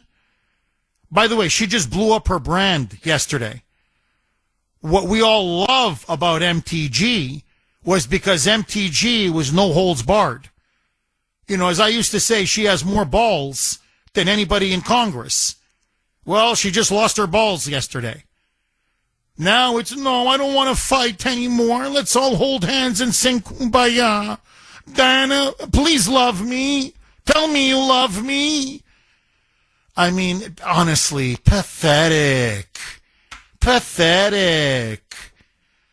Now, I'm not saying her criticisms aren't valid, but for God's sake, don't go to CNN. Why would you go to CNN? Or worse yet, go to The View, which is what she did just the week before? Go to Whoopi Goldberg and Joy Behar and kiss their ring? I mean, I'm sorry, but where's your self-respect? Now, again, she can do whatever she wants. It's a free country. But I would tell her, like, you're blowing up your brand. Like, and for what? You think the left is going to love you? You think they're going to embrace you? You think they're ever going to truly reconcile? They're using you to go after Trump. You're just being used. And you're allowing yourself to be used. Agree, disagree, 617-266-6868. Speaking of CNN, since you asked, this was Marjorie Taylor Greene, again, on CNN. This time, this was in October, during the government shutdown. And they started to like what was coming out of her mouth. Because if you remember, Republicans were pounding Democrats, calling it the Schumer shutdown, that they kept voting to shut the government down, and that this was really their fault. Marjorie said, oh no, a plague on both your houses. The GOP leadership and the Democrats are to blame. Roll cut 12A, Mike. I don't think the shutdown is popular for either side. And so I see the shutdown completely different from maybe my party leadership. And I'm not putting the blame on the president. I'm actually putting the blame on the speaker and Leader Thune in the Senate. This should not be happening. And I don't think, look, as a member of Congress, we already have a low enough job approval rating. This shutdown is just going to drive everybody's approval rating that much lower. But so you're putting the blame on the leadership of your party? Absolutely. We control the House. We control the Senate. We have the White House. I've been vocal saying, you can use the nuclear option in the Senate. This doesn't have to be a shutdown. But what we have to do is we have to work for the American people. So this is what Trump, if you want to know why Trump was referring to her as a traitor, he called her Marjorie Traitor Greene. It's interviews like this, where he says, you run to CNN to bash Republicans. He goes, I'm not having it anymore. So now he says it's time to primary her and kick her out of the Republican Party. Agree, disagree. Russ in Boston. Thanks for holding, Russ, and welcome. First of all, Jeff, I have no use for turncoats. I only rely on people that I can trust, okay? I fear the world is on the way to the end of days. Communists and radicalism are working overtime. Moral compass be damned. The number of useful idiots is growing across the globe. Just look at New York City. Mindani swept progressive Jewish neighborhoods in Brooklyn and in Manhattan. This is unbelievable. The left wing of the Democratic Party is running the party. The rest of the party is afraid of the left wing, except for Senator Fetterman. Now, the damage that will be done with exposing these files, they cannot blame President Trump. I've learned more from my life experience and the life experience of others being an analytical person. Remember the flack President Ford took for pardoning President Nixon. It may have cost him the election, but history proved him right. And everything President Trump does leads to America first. And if you analyze everything he does, it does lead to America first. And I'm tired of people criticizing the president. And he's the most transparent president that I've seen in my lifetime. Russ, what do you make of Marjorie Taylor Greene publicly now feuding with Trump, Trump calling her a traitor, She's saying that he's afraid to release the Epstein files, even though, of course, now he says he's going to support releasing all the Epstein files and is urging Republicans tomorrow to vote to release the Epstein files. She says that he's breaking a lot of his promises to the American people. He's preoccupied with Israel. This is what Marjorie Taylor Greene is saying. He's preoccupied with Israel. He's preoccupied with Ukraine. He's preoccupied with making peace deals around the world. That he's not focusing enough on inflation, on the economy, on mass deportations, on focusing on America First issues, that he's now become too much of a globalist president, interested in global affairs, neglecting problems at home. What say you? First of all, Marjorie Taylor Greene is a loose cannon, okay? Now, I don't know if she's a lawyer or not, but if she was a lawyer, I would not let her represent me in small claims court. That's how much of a bad loose cannon she is. So basically you're saying you don't trust her as far as you can throw her. Absolutely, I don't trust her. Interesting. She got Interesting. Russ, thank you very much for that call. I really appreciate it. Well, let me ask all of you, since many of you are echoing what Trump is saying, calling Marjorie Taylor Greene Marjorie Trader Greene. So, it's the Kuhner Country poll question of the day, sponsored by Mario's. Mario's Quality Roofing, Siding, and Windows. Who is the bigger traitor? A, Marjorie Taylor Greene, B, Benedict Arnold, C, Chuck Schumer. Let me repeat that. Who is the bigger traitor in American history?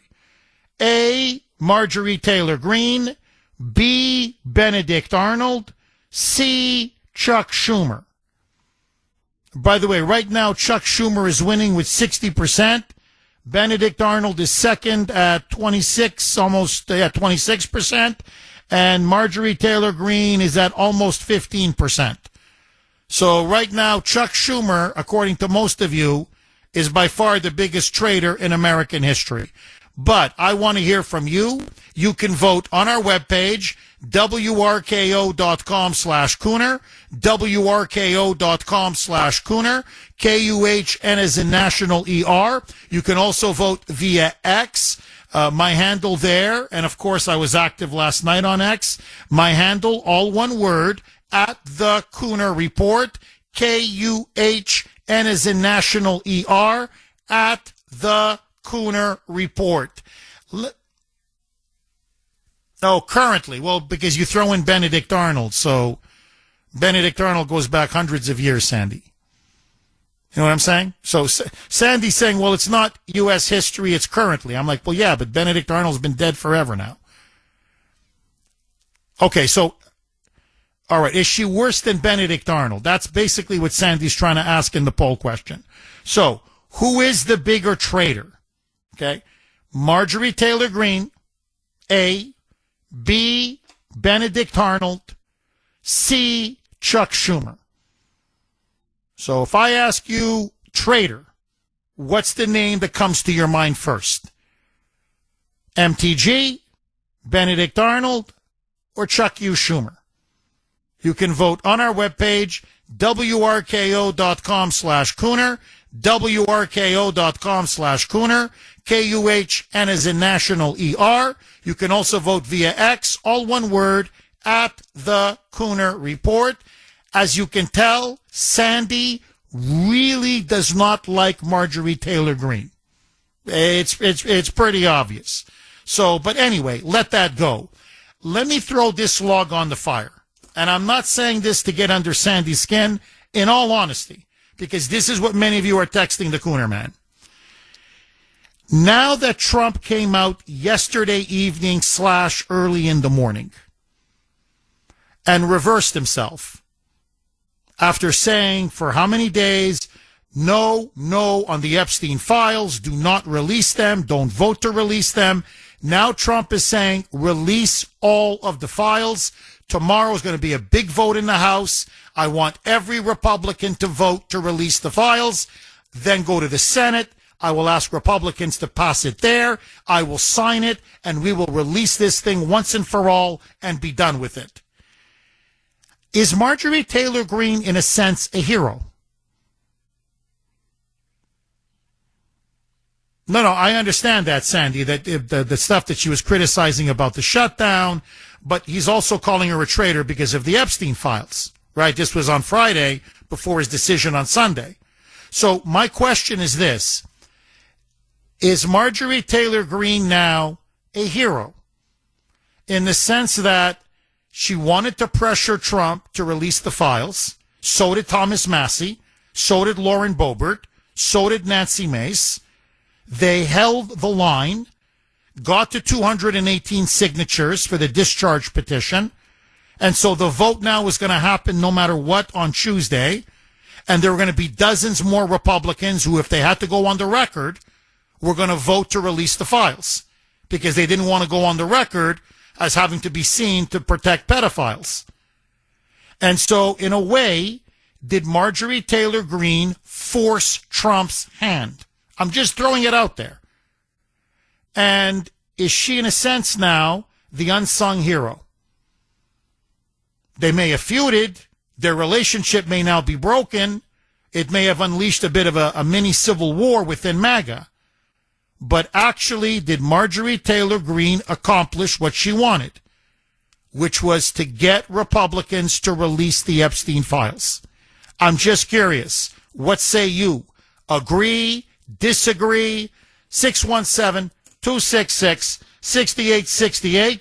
And what the hell? Let's throw this log as well. Is Trump right? Is Marjorie Taylor Greene a traitor?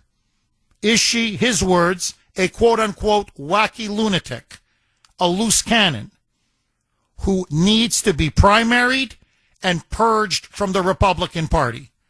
Do you agree? Or should we stop fighting with one another and focus all of our political guns on the Democrats and the left? 617-266-6868 is the number. Lines are blazing. Okay, Mike, let's go to Chris on the Cape Cod. Thanks for holding, Chris, and welcome. Hey, good morning, Jeff. Hi, Chris.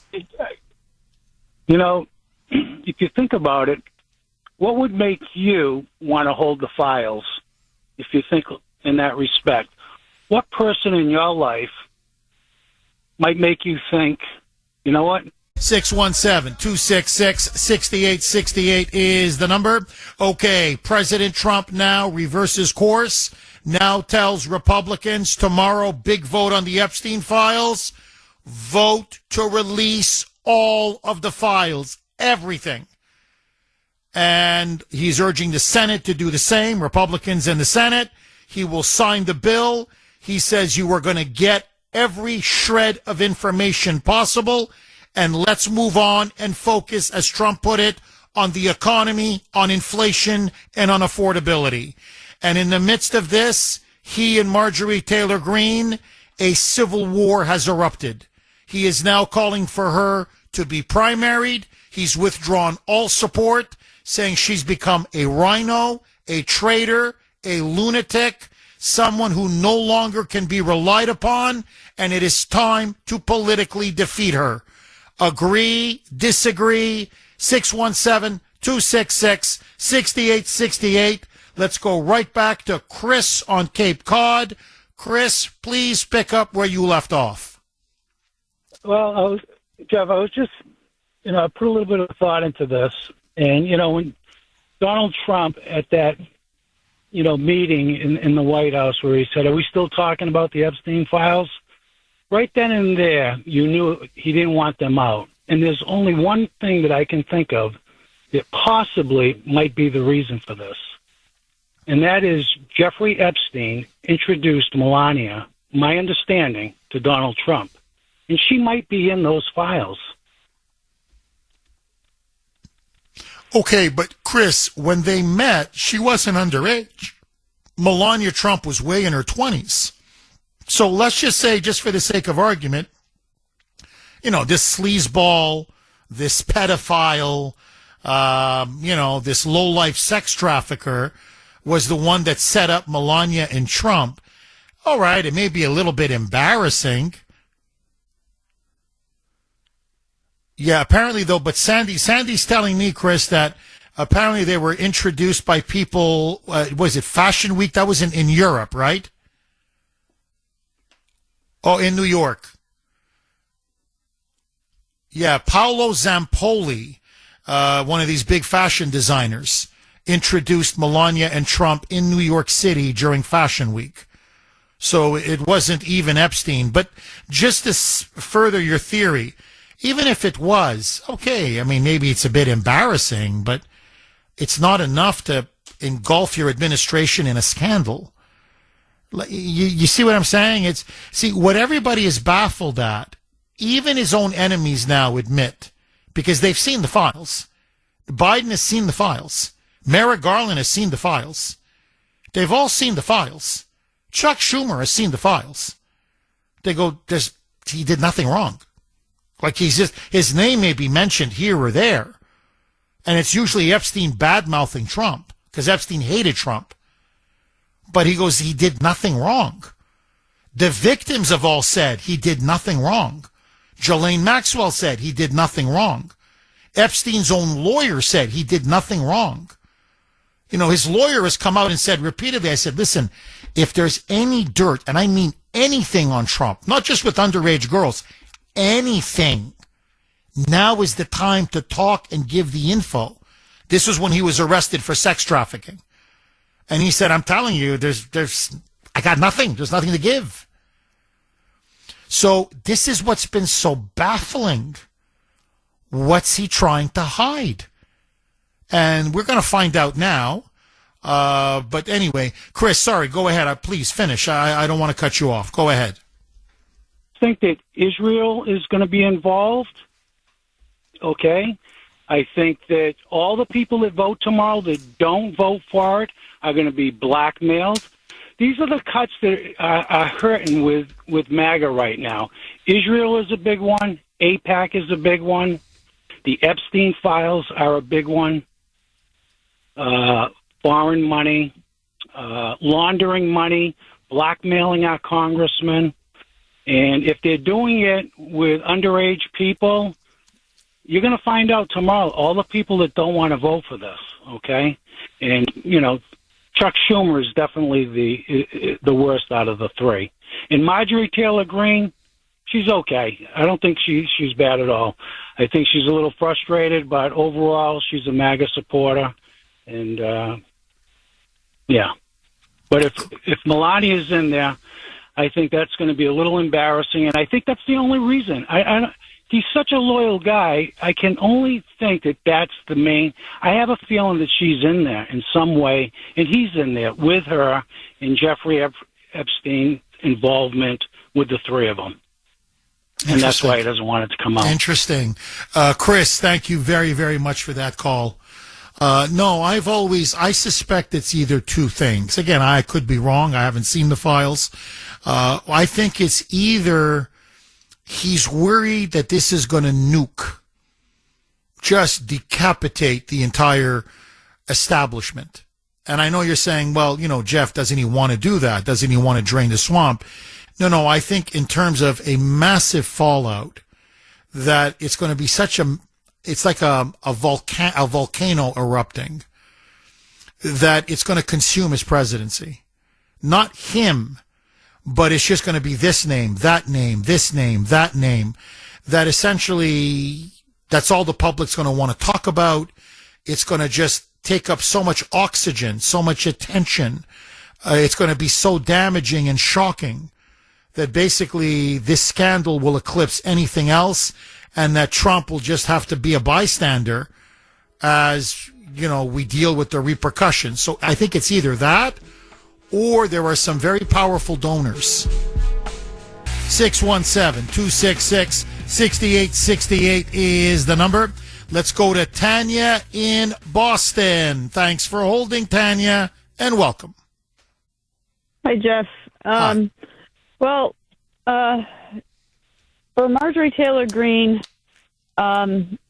I don't think she's completely off her rocker. You know, sometimes it takes someone from your own party to just kind of state what's going on so that you can kind of come back into focus. And these Epstein files have been extremely distracting for a very long time now. And from a Trump standpoint, I think, you know, just knowing him through politics, and kind of like before when he was doing entertainment and things, he seems to be very loyal to people. But then if they gouge him, he holds a grudge for quite a while. But I think with these groups of people on this island, you know, even though he was there, I do think there is some sort of loyalty that he was trying to, I don't want to say the word protect, but kind of like protect, because I think once these files come out, it is going to be very devastating, like you said, because we know what happened on that island. So, and I think a lot of these oligarchs and these big people are going to go down. And I guess the next question is once they are identified, then the bigger question is, what are we going to do with those people? Are we actually going to do something about it, or are we going to kind of sweep it under the rug, even though it's been brought to light? Because then I'm going to have a problem with that, because that's going to pretty much take law and order and throw it in the garbage. Because if you can't be accountable for your actions, all these people were adults that did these acts on these kids, so they should be held accountable. And I think he was just trying to knock it into this muddy mess, but you know, I do agree that I'm happy that he's saying finally release them. And unfortunately, you can only go so far being loyal to people, especially if they've done something really, really bad, before you just kind of got to let it go and let the cards fall as they may. I think, Tanya, you put your finger on it. And I think the other problem, and I think people are, look, I'm for releasing the files, just that everybody knows. I've always been for releasing all the files. I want justice for the victims. To me, that's the most important thing. And let me even go even further. I think there is a very wealthy, corrupt, perverted, globalist elite, both not just in the United States, but in Europe and around the world. I think there's no question. And I think it needs to be exposed. You can't drain the swamp without exposing this global pedophile sex trafficking network. The names that people are throwing around who went to Epstein Island and partied with him and what they did to these underage girls, these are literally some of the most powerful people in the entire world. And that to me is a very dangerous thing, that this is what these people are capable of. So this has to come out. It has to come out. So I don't want to be misunderstood. However, I think if you're Trump or any leader, you say to yourself, like, look, they're talking now about prime ministers. They're talking about presidents. They're talking about royal houses.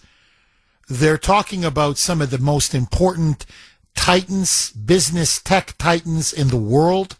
What I'm saying is, this could bring down governments. This could make it impossible to even deal with foreign governments. This could lead to collapse in entire industries. I'm not trying to fearmonger, quite the opposite. What I'm just trying to say is, you look at it, something, it's like what you said, this is going to be now a big mess. It's going to be a massive, massive mess. And it's not going to be a mess where everything comes out in one day, because there are so many in these files. So it's going to be like drip, drip, drip, drip. It's almost going to be like, and today it's this person, and now tomorrow it's this person. And oh my God, on Saturday, can you believe this person? So it's going to be bombshell after bombshell after bombshell after bombshell. So think about it. He's like, my administration is going to be in quicksand.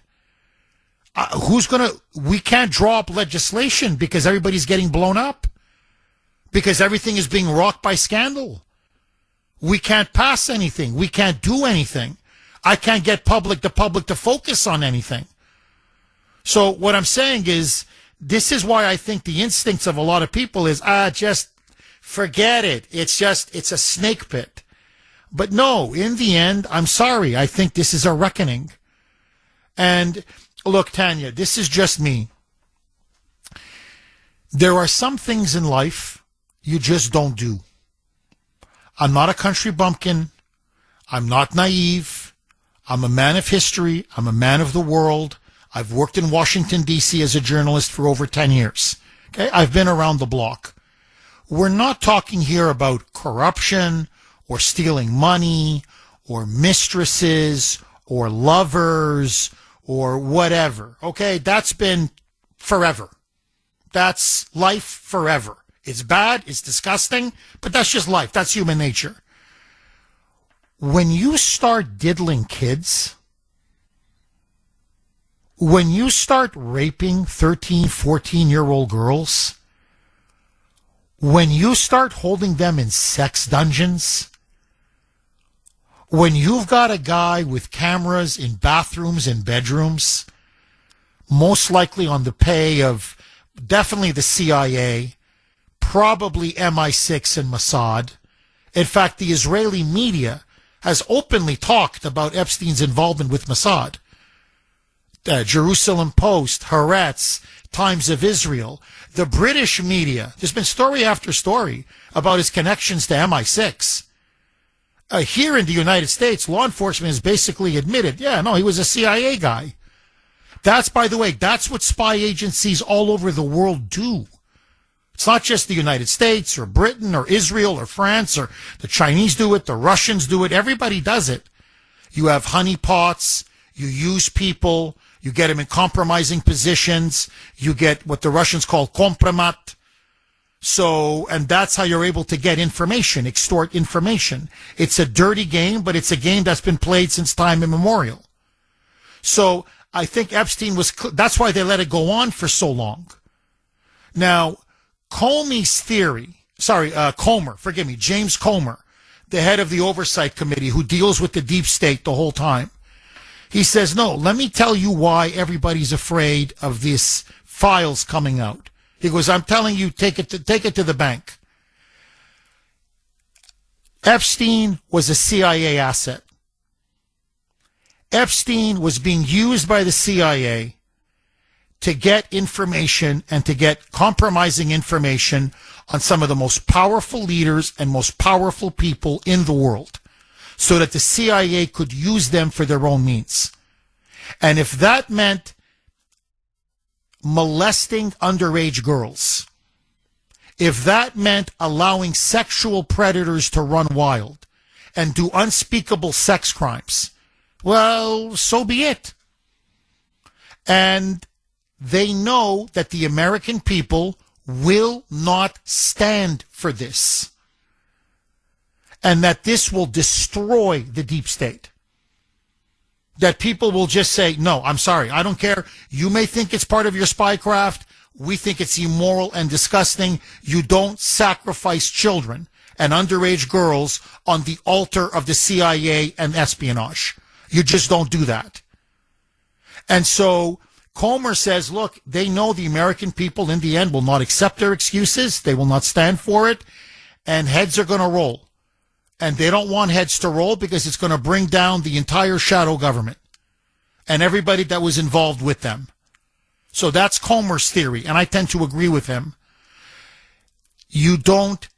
When you start molesting children and you start perpetuating it and covering it up and allow others to do it in order to get kompromat, we're now talking the devil. I'm sorry, but this is Satanism. And I don't want to be ruled by Satanists. I don't want my country to be ruled by Satanists. I don't want Europe or the West to be ruled by Satanists. And I don't want the world to be ruled by Satanists. And that's why, here I stand. I can do no other. I have to look at myself in the mirror. And so, to me, you have to release the Epstein files. Whether you're loyal to people, not loyal to people, whatever the political fallout, it just, at this point, it doesn't matter. And last point that I want to go to you, Tanya, I promise. I truly believe that Trump was protected, saved by the hand of God. I truly believe that. maybe one of the reasons why he was saved by God at Butler was not just to save the country from Kamala and communism. 617-266-6868 is the number. Okay, let's go right back to Tanya in Boston. Tanya, please, final word to you. Go.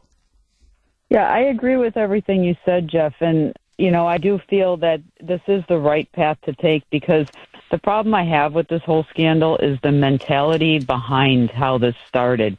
They weren't just picking people. They weren't just picking anyone. They targeted specific people that had problems and vulnerable, came from broken homes. They weren't finding their path at a very young age, and they needed help. And instead, they BS these people saying, oh, we'll give you money, we'll give you career help, we'll put you in a modeling agency. So it's like to a person that doesn't really know anything about life yet, they're seeing and hearing all this, thinking it's so great. And then they're going out there getting groomed, and they're making them feel all nice and comfortable. And then as soon as they get comfortable, then bam, here comes the isolation, and their passports are gone. They can't get out, and they're just stuck. And I think because of the mentality of that, they all need to go down. They all need to be exposed. And if, I'm sorry if it disrupts this presidency, it does, but this has to happen. Well, Tanya, just to, again, jump off of what you're saying, here, this story broke over the weekend. As you know, last week, the House Republicans released about 20,000 emails. This is from the Epstein estate. Okay? Long story short, the emails show, you want to talk about Trump derangement syndrome. You want to talk about TDS. Epstein is obsessed with bringing Trump down. I'm talking 2012, 2013, 2014, never mind 2016 when he runs and wins, and 2017, 2018. So Epstein loathes and despises Trump. But listen now to this. They've now found, and this is just the tip of the iceberg. Remember, he was a convicted sex offender. The Democrats knew that. He solicited sex from an underage prostitute and pled guilty in 2008. You want to see what a big Democrat supporter and donor he was? In 2013, guess who holds a major fundraiser for a young freshman congressman by the name of Hakeem Jeffries? Yes, the same Hakeem Jeffries who's now the House Minority Leader, the leader of the Democrats in the House of Representatives, Jeffrey Epstein. Now, this is after he's a convicted sex offender. And not only was he holding a big swanky fundraiser for Hakeem, but apparently now Obama was involved in that fundraiser. In fact, Epstein gave Hakeem Jeffries the nickname, the Barack of Brooklyn, the Obama of Brooklyn. He's Brooklyn's Barack. So what I'm saying is, you just even start skimming these emails, and you see, even after he's a convicted sex offender, he was doing fundraisers with Democrats. He was giving them massive campaign donations. He was one of their top donors. Furthermore, listen now to this. Virgin Islands delegate. Okay, she is in Congress, but she can't vote. Stacey Plaskett, but she can sit on committees. A Democrat. In 2019, so now, not only is he a convicted sex offender, there was already word out he's being investigated and will soon be charged with sex trafficking. So his name now is Mud. It's black. Okay? It's black. The House Oversight Committee is grilling Michael Cohen, Trump's former lawyer. Do you know who is constantly texting Stacey Plaskett every step of the way? Telling her what questions to ask Michael Cohen? Saying, no, ask about Trump's executive assistant. She knows where the bodies are buried. Try ask that. No. Ask about the accountant. Ask about this.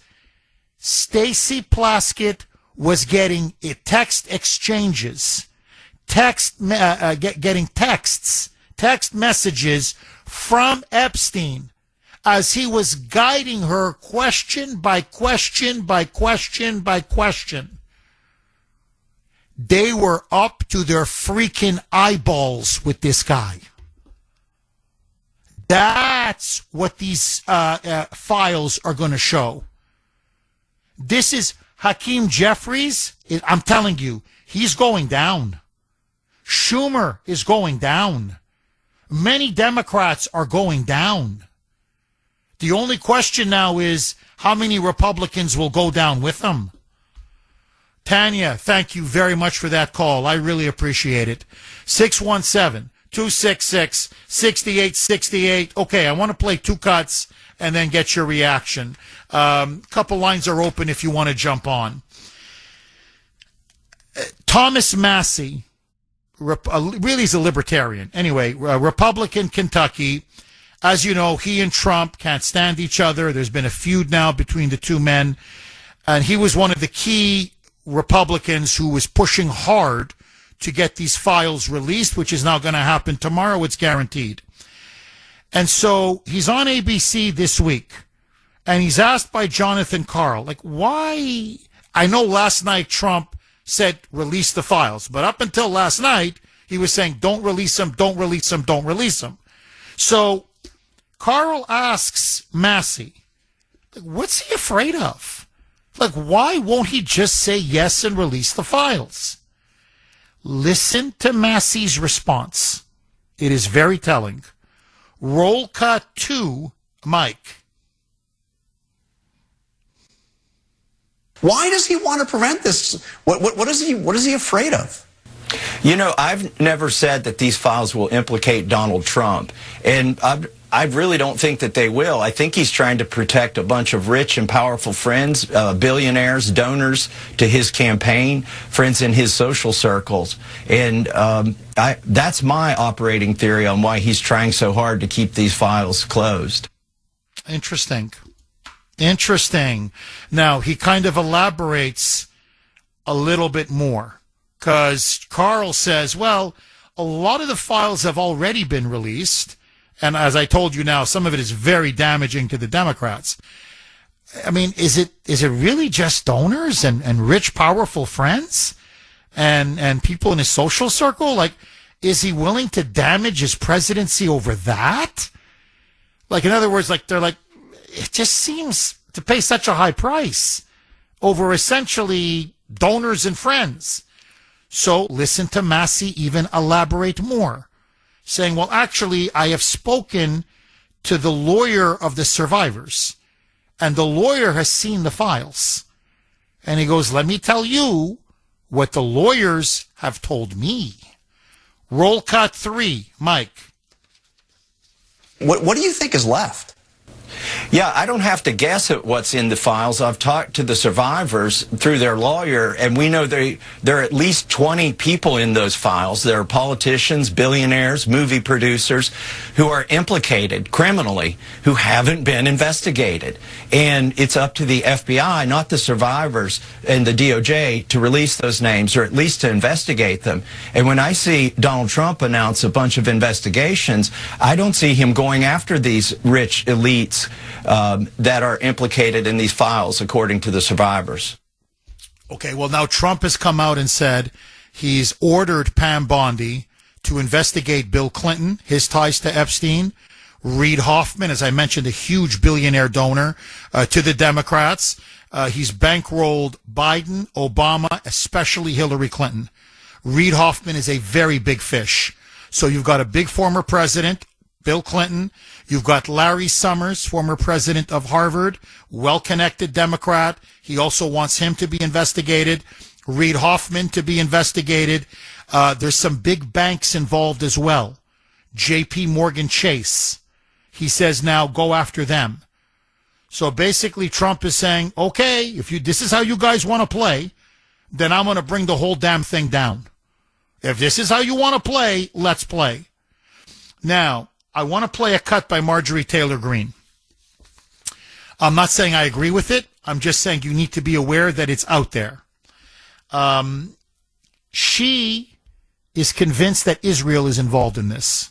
She's convinced of it. Now, she has no evidence, but she's convinced that maybe Trump is trying to protect the Israelis or Mossad or some people close to him who are close to Israel. But listen now, she's saying it's more than just donors and Hollywood celebrities and friends in social circles. She thinks this is more geopolitical. Roll cut 11, Mike. You questioned who and what country is putting so much pressure on Trump to keep the Epstein files hidden. And you included a picture about donations from pro-Israel lobbying group AIPAC. What are you trying to say there? Well, I think it's a question that many Americans are asking, especially when we saw information recently come out in these emails that the Oversight Committee that I serve on has released. And we saw Jeffrey Epstein with ties to Ehud Barak. We saw him making business deals with them, also business deals that involved the Israeli government, and seems to have led into their intel agencies. And I think the right question is to ask is, was Jeffrey Epstein working for Israel? He was working for the CIA, that's for sure. He was also in bed with MI6, according to the British media, that's for sure. And at least according to the Israeli media or some major Israeli media outlets, he may have also had ties to Mossad. But to me, the bigger... See, this is the thing I don't like about Marjorie Taylor Greene. She's implying that he was only working for Israel. No. His primary backer was the CIA. There's no question. There's no question. So, frankly, I want his connections to come out completely to whatever foreign government or foreign espionage or spy services he was tied to. Don't get me wrong. But I'm an American.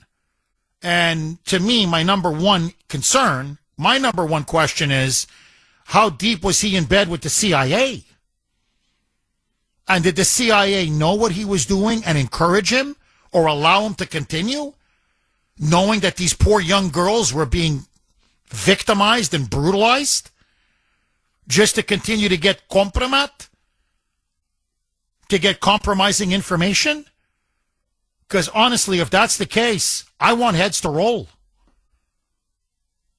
I want to know who authorized it, what did they know, and when did they know it. So, but anyway, she thinks the Israelis are involved. 617-266-6868. Kim in Brighton. Thanks for holding, Kim, and welcome.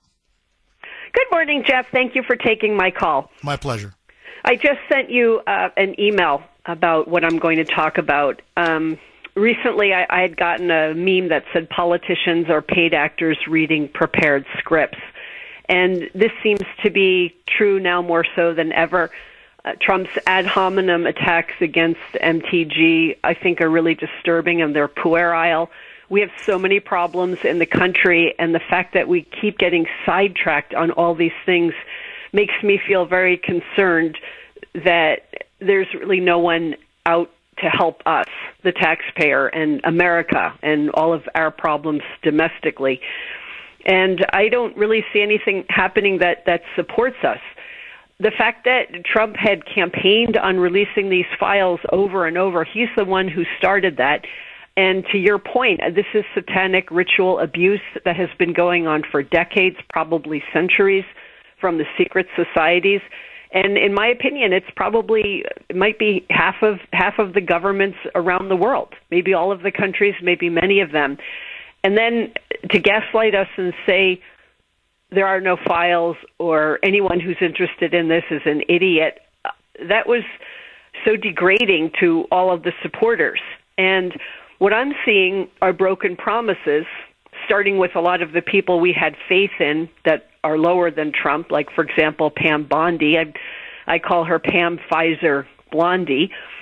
I learned recently that from 2021 to 2024, she represented Pfizer. Those are the clot shot years, 21 to 24, which is very interesting.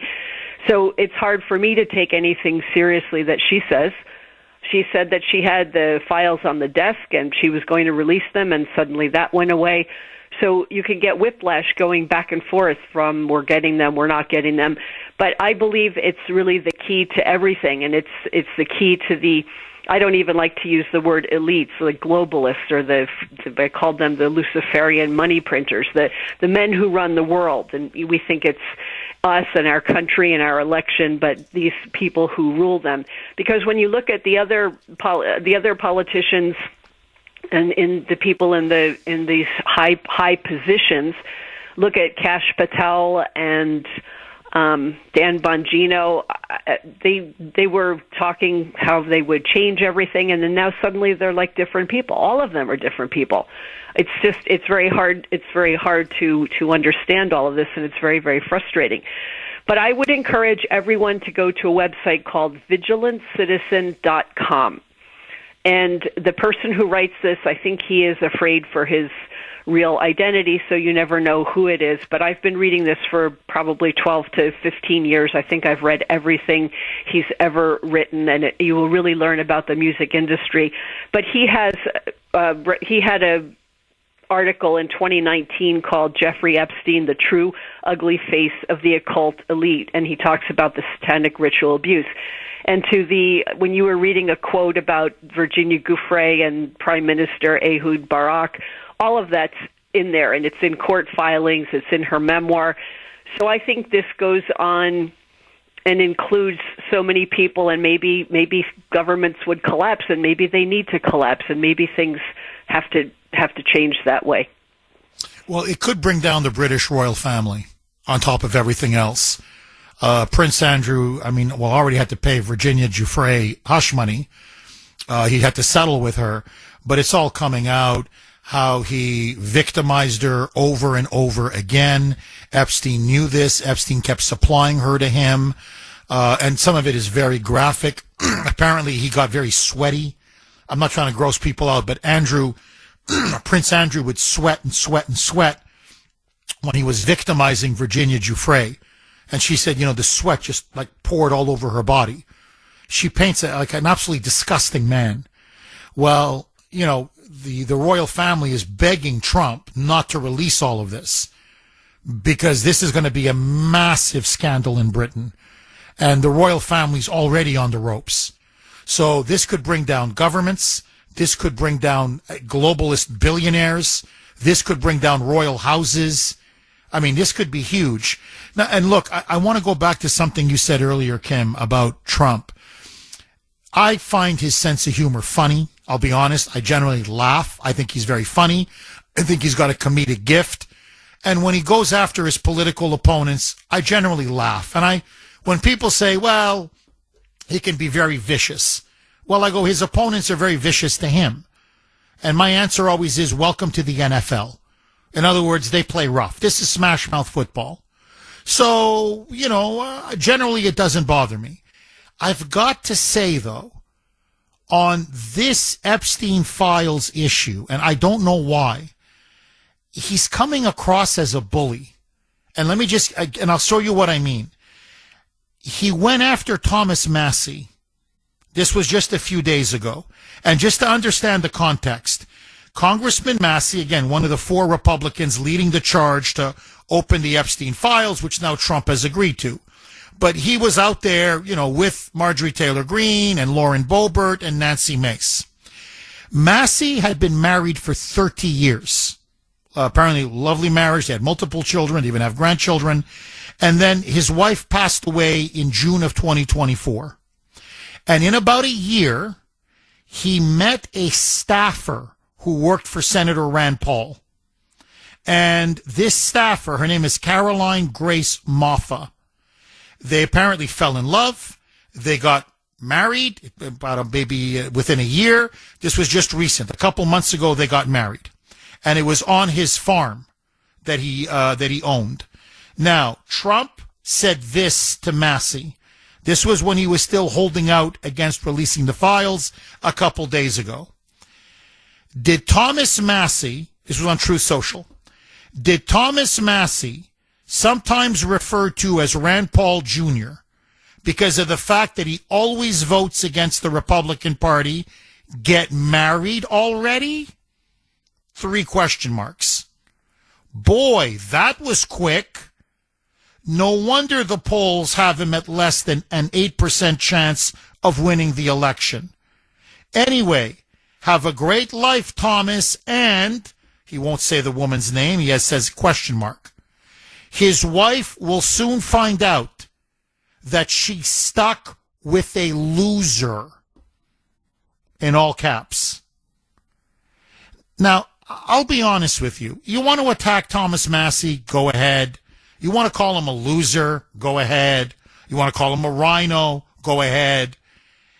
But when you start bringing in the wife and, you know, the fact that he was married for 30 years, she died, he just recently got remarried after a year of mourning, whatever you think about it, whether it should be done, not be done, that's really his business.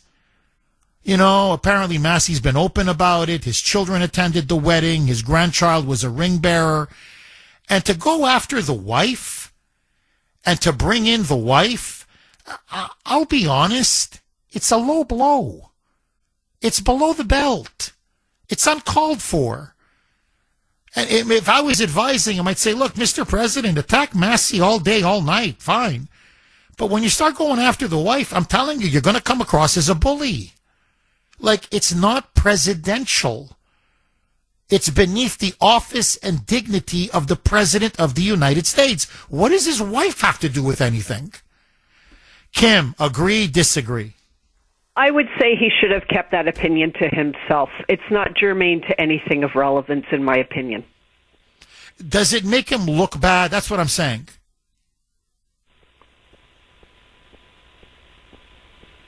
Mike, you can't let her answer? Okay. Kim, thank you very much for that call. Let me we're up against the break. Let me throw it out there.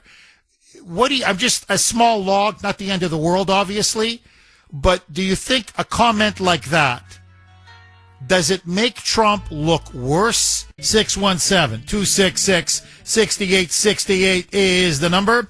Okay, double-barreled question. What do you make of the fact now that Trump is telling Republicans, vote to release all of the Epstein files? There's going to be a big vote tomorrow. He's done a 180 on this now, and he now is telling his supporters in Congress, Republicans, vote for it. I want all of it out there. Let's be done with it so we can focus, his words, not mine, on the economy, on taxes, on inflation, on affordability. We have the midterms to win. Good idea, bad idea. Do you support the president? And now he is involved in a huge feud with Thomas Massie, obviously, but now with Marjorie Taylor Greene. He's calling Greene a traitor, a rhino, a lunatic who must be kicked out of the party, and he is urging for her to be primaried. We are now in a MAGA civil war. Who do you side with? Trump or MTG? Or neither? In other words, can't we stop shooting at each other and start focusing on the real enemy? The left, Democrats, and Mamdani and the rising communists. 617-266-6868. Lines are blazing. Brenda in Beverly. Thanks for holding, Brenda, and welcome. Good morning, Jeff. I have a question for the audience, and I also have a couple of comments. The first thing that I would like to say or address is the question of loyalty. This is the question. So, according to Trump, we can't be loyal to somebody in our lives and disagree with them. And that's ludicrous. We can disagree with anybody, okay? If we took that as fact, then think of all the marriages that would dissolve instantaneously, okay, with the disagreements that go on. I'm not talking about core principles. There are certain things that we do, stand our ground with. But it's okay to disagree. I find it to be very healthy. I find this to be juvenile. And I look at this as Trump, again, having one of his stream of consciousness, foot and mouth issues. And let's not forget, this has been a self-inflicted wound from the get-go. As far as Marjorie Taylor Greene goes, I'm going to do this. I hope you can hear it. I know that she said some ludicrous things over the years, but isn't it fascinating, Jeff, that here we are, almost a year later, well, maybe like 10 months later, after Pam Bondi came out on the lawn at the White House in her couture outfit, which I did like, and say that, I'm releasing the files. It was going to be like, a Geraldo Rivera with the Al Capone vault, and then it was nothing, okay? So this has been a self-inflicted wound. Marjorie Taylor Greene, interestingly, goes on some channels that perhaps we would not want to go on, but I give her kudos for doing it, because here we are today talking about the fact that Trump has now put out on Truth Social, after Marjorie Taylor Greene goes on The View, after Marjorie Taylor Greene goes on CNN, let's release the Epstein files. So it went from the beginning of the year, that was a debacle, and then it went mid-year to, I think there was no files with Kash Patel and Bongino. Then it got even worse for us loyal. I am still a loyal Trump supporter in disagreement with some things that he does, that he goes on to say, I don't want your support, to millions of us Trump supporters. Now he's going and getting into this sort of, I don't know if it's a tit for tat, but getting into this sort of like a wrestling match with a person who has been a loyal Trump supporter, who has now sort of pushed the envelope, and here we are getting the Epstein files to have a vote tomorrow. This is insane. So I am happy to say, because if you can recall, I spoke to you, I think, twice back in August when all of this came up, especially when he called it a hoax. I went apoplectic, because get your communications team. That was the wrong word to use with this subject that involves sexual abuse. Wrong word, President Trump, who I am still loyal. I am not a traitor because I disagree with somebody. That's like you and Dr. Grace getting into it, which we've heard you on occasion having disagreements. I'm sure you don't call each other traitors because you have a disagreement on a subject. But I'm happy to report that finally these files are going to be released, and these rich, powerful men in custom-made suits are going to finally be held accountable. What do you think, Beverly, that they're hiding? Or, well, they're not hiding it now because it's going to be released. But what have they been resisting for so long? In other words, oh, I'm sorry, Brenda, forgive me, Brenda and Beverly. I'm sorry. Brenda, forgive me. Brenda, what do you think they're so afraid of? Why are they resisting releasing this for so long? What's in those files that they just don't want us to know? What's your theory? Well, I think we had that discussion back in August when I was going apoplectic and I kept repeating the term rich, powerful men in custom-made suits. I also said as well, who the hell is in those files?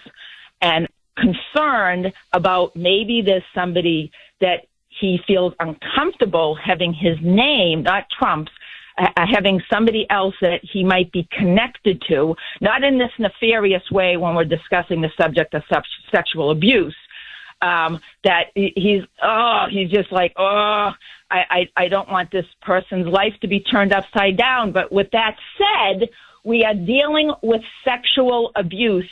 I cannot be concerned about your life being turned upside down when I know that there's all of these innocent young girls whose lives were destroyed. Absolutely destroyed. No, Brenda, you make an absolutely superb point. Brenda, thank you so much for that call. Okay, I want to ask you, agree, disagree? 617-266-6868 is the number. Okay, a couple lines are open if you want to jump on. This massive feud, this civil war now really within MAGA, between President Trump and Marjorie Taylor Greene, MTG. Who do you side with? Are you with Trump? Are you with MTG? Or do you think in some ways they're both to blame? 617-266-6868. I want to hear from you. Ken in New Hampshire. Thanks for holding, Ken, and welcome. Good morning, Jeff. Yes, hi, Ken. You can look at many directions and find blame, but I'd side more with the president than MTG. I want to make it very simple for people. There's not enough is being said about who Jeffrey Epstein was. First and foremost, he was an extortionist. During his adult life, he was probably the most impactful extortionist in the world. So, what are we releasing? We're releasing documents from the extortionist. Some of what he has in it is probably true. And to the extent that it implicates people that should be pointed to, good. But he's going to implicate people he was trying to extort, including the president, who are innocent. That's why this is so dangerous. And the president's weighing all this, and chronologically, his bottom line. You had Bondi messing up by, she loves to go to Fox and get on the camera, and MTG likes to get on the camera wherever the camera is, much like Lindsey Graham. So she stirred the pot, and Trump back in the spring is saying, no, I got too many things to do, which fortunately he's been very successful the last 5 months. Now things have gotten to the point where do I do A, do I do B? And I guess last night he said, well, the pain is less by releasing the documents. But you know what this is really going to do? This is going to blow up whatever's left of the old media. They never, when you're talking salacious, that forget about what the side. They're always on blue side, but salacious they have to cover. And by the end of this finishing up, they're going to be like I was in January 2017, where I saw the stunt that CNN was pulling. I said, that's it. I'm not watching them anymore. And whatever left they have for an audience is going to go poof in the next few months. I'm going to enjoy seeing this. Well, Ken, I got to say, I think you're right. I think this is a bomb. This is like an atomic bomb, a hydrogen bomb that is now going to be detonated tomorrow. I think there's no question. And it's going to blow up the Democratic Party. It's going to blow up many of the globalists. I think it will take down some Republicans. I think there's no question. And I think it's going to bring down the entire media. Because this is the very same media, and I just want to remind everybody, that never gave a damn about the Jeffrey Epstein scandal. In fact, for years and years, they poo-pooed people like me. They, conservatives, calling us conspiracy theorists. There was no there. We're just making this up. They and the media, no, they're the gatekeepers. Where's the evidence? Because they partied with him. They literally, after he's a convicted sex offender, okay, after they knew he was a pedophile, they partied with him. They took money from him. They campaigned with him. He was their donor, not just to the media, but to many Democrats. So this is going to blow up right in their face. I think there's no question. And the other thing, and this is the question now that needs to be asked, and I got to say, look, I'm sorry, but Marjorie Taylor Greene on this is right. She is. Whatever you think of her. She came out and said recently, I don't need the Democrats lecturing me on releasing the Epstein files. They had Joe Biden in the White House for 4 years. They had Merrick Garland as their attorney general. They controlled the House. For a while. They controlled the House for the first 2 years of Biden's presidency and the Senate. They could have released this any time they wanted to. They didn't, because they don't give a damn about the victims. But I'll tell you what they did do, and this has been confirmed again and again and again. They went through those files with a fine-tooth comb because they were looking to find anything, any scintilla that they could use to damage and destroy Donald Trump. So that's why I say this with supreme confidence. Trust me, if there was anything implicating Trump in any way, shape, or form, the Democrats would have released it a long time ago because their goal is to completely destroy him. In fact, they couldn't find anything in the Epstein files. That's why they had to go to the lawfare, to the classified documents, the stupid accounting on how he run his evaluating his property. They went on the electors in Georgia and in Michigan and in Wisconsin and Pennsylvania. They went after the pettiest, most ridiculous allegations against them because they couldn't find anything of substance in the Epstein files, which means they saw the videotapes that Pam Bondi said makes you want to throw up. They saw powerful men diddling young girls, pedophiles having repeated sex in dungeons and holding young underage girls as sex slaves. They knew all the names. They knew what the grotesque acts they committed, and they did nothing. They swept it under the rug. This is what I mean when it shows you what kind of people the media are, what kind of people the Democrats are.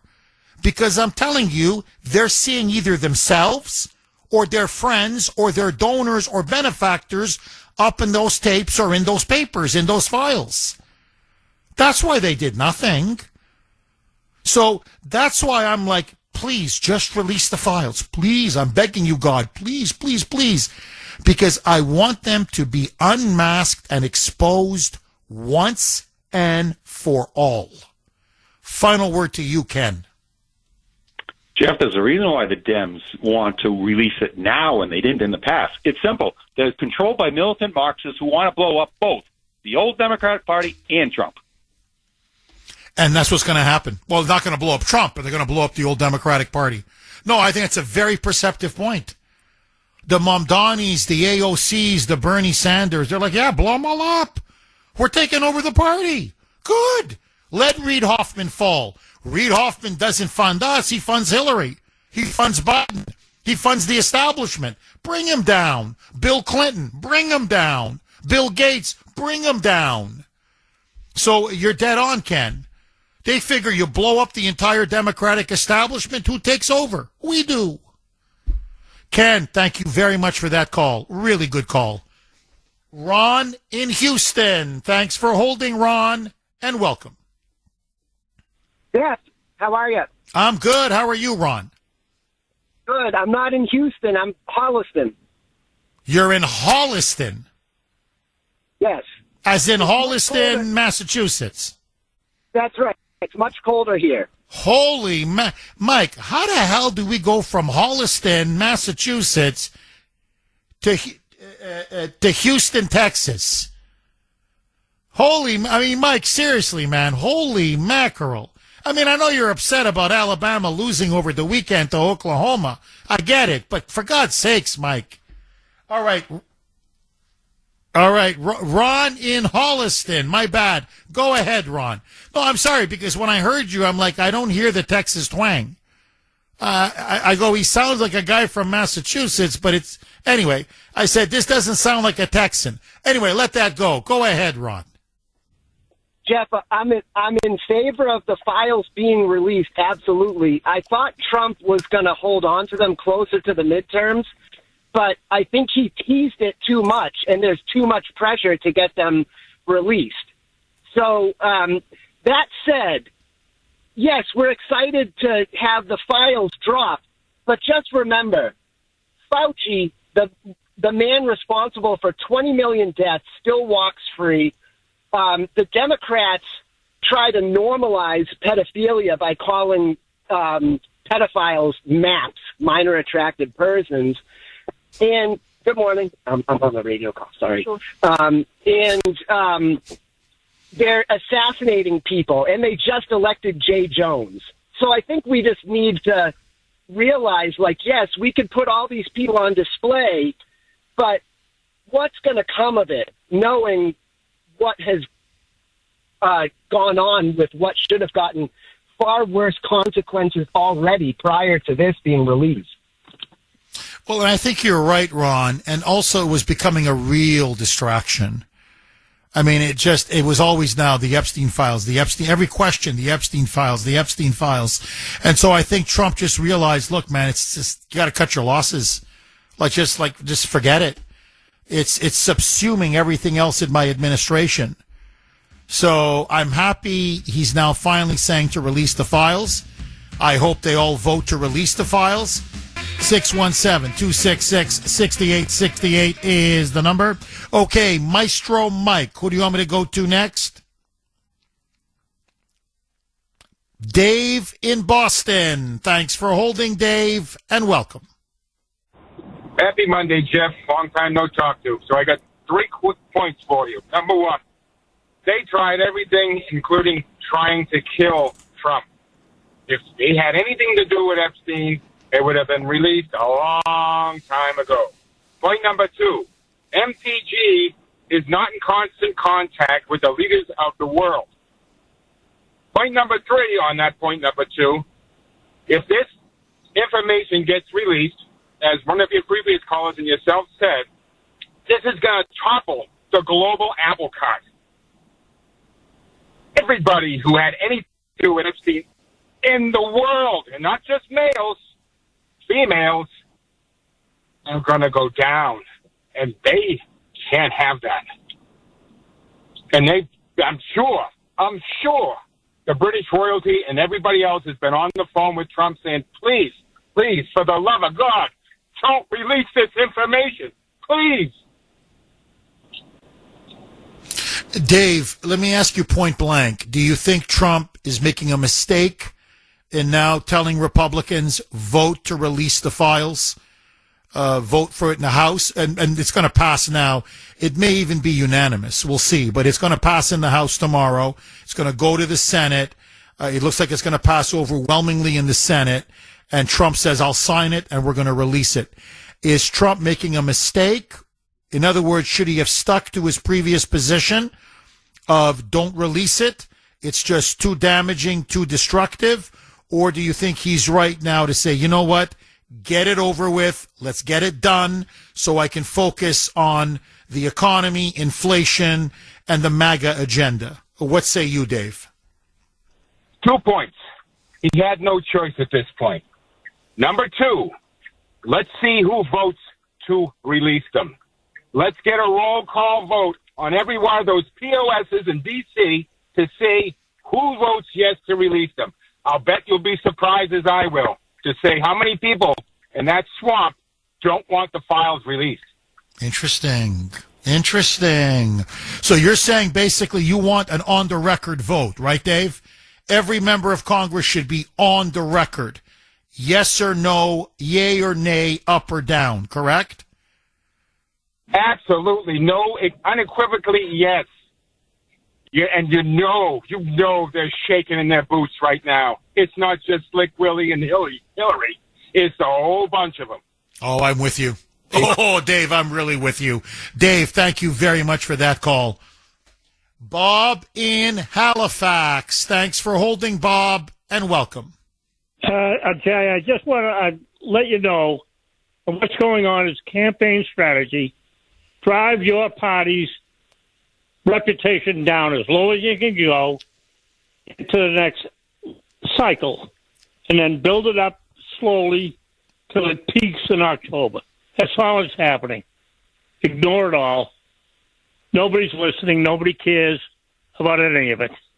And we all know it backfired on Biden when he tried to draw, and he did. He dropped the campaign strategy down so low, and the border killed him. He thought he could build it up, and he kept saying, I'll stay in the race, because I know in August I can negative add this SOB from New York into the ground and take it all back. That's all that's happening here. Don't worry. Enjoy the winter blather. All this sex stuff sells. It's a lot of fun, but it's meaningless. Totally meaningless. I hope you have a good day. Thank you, Bob. I appreciate it.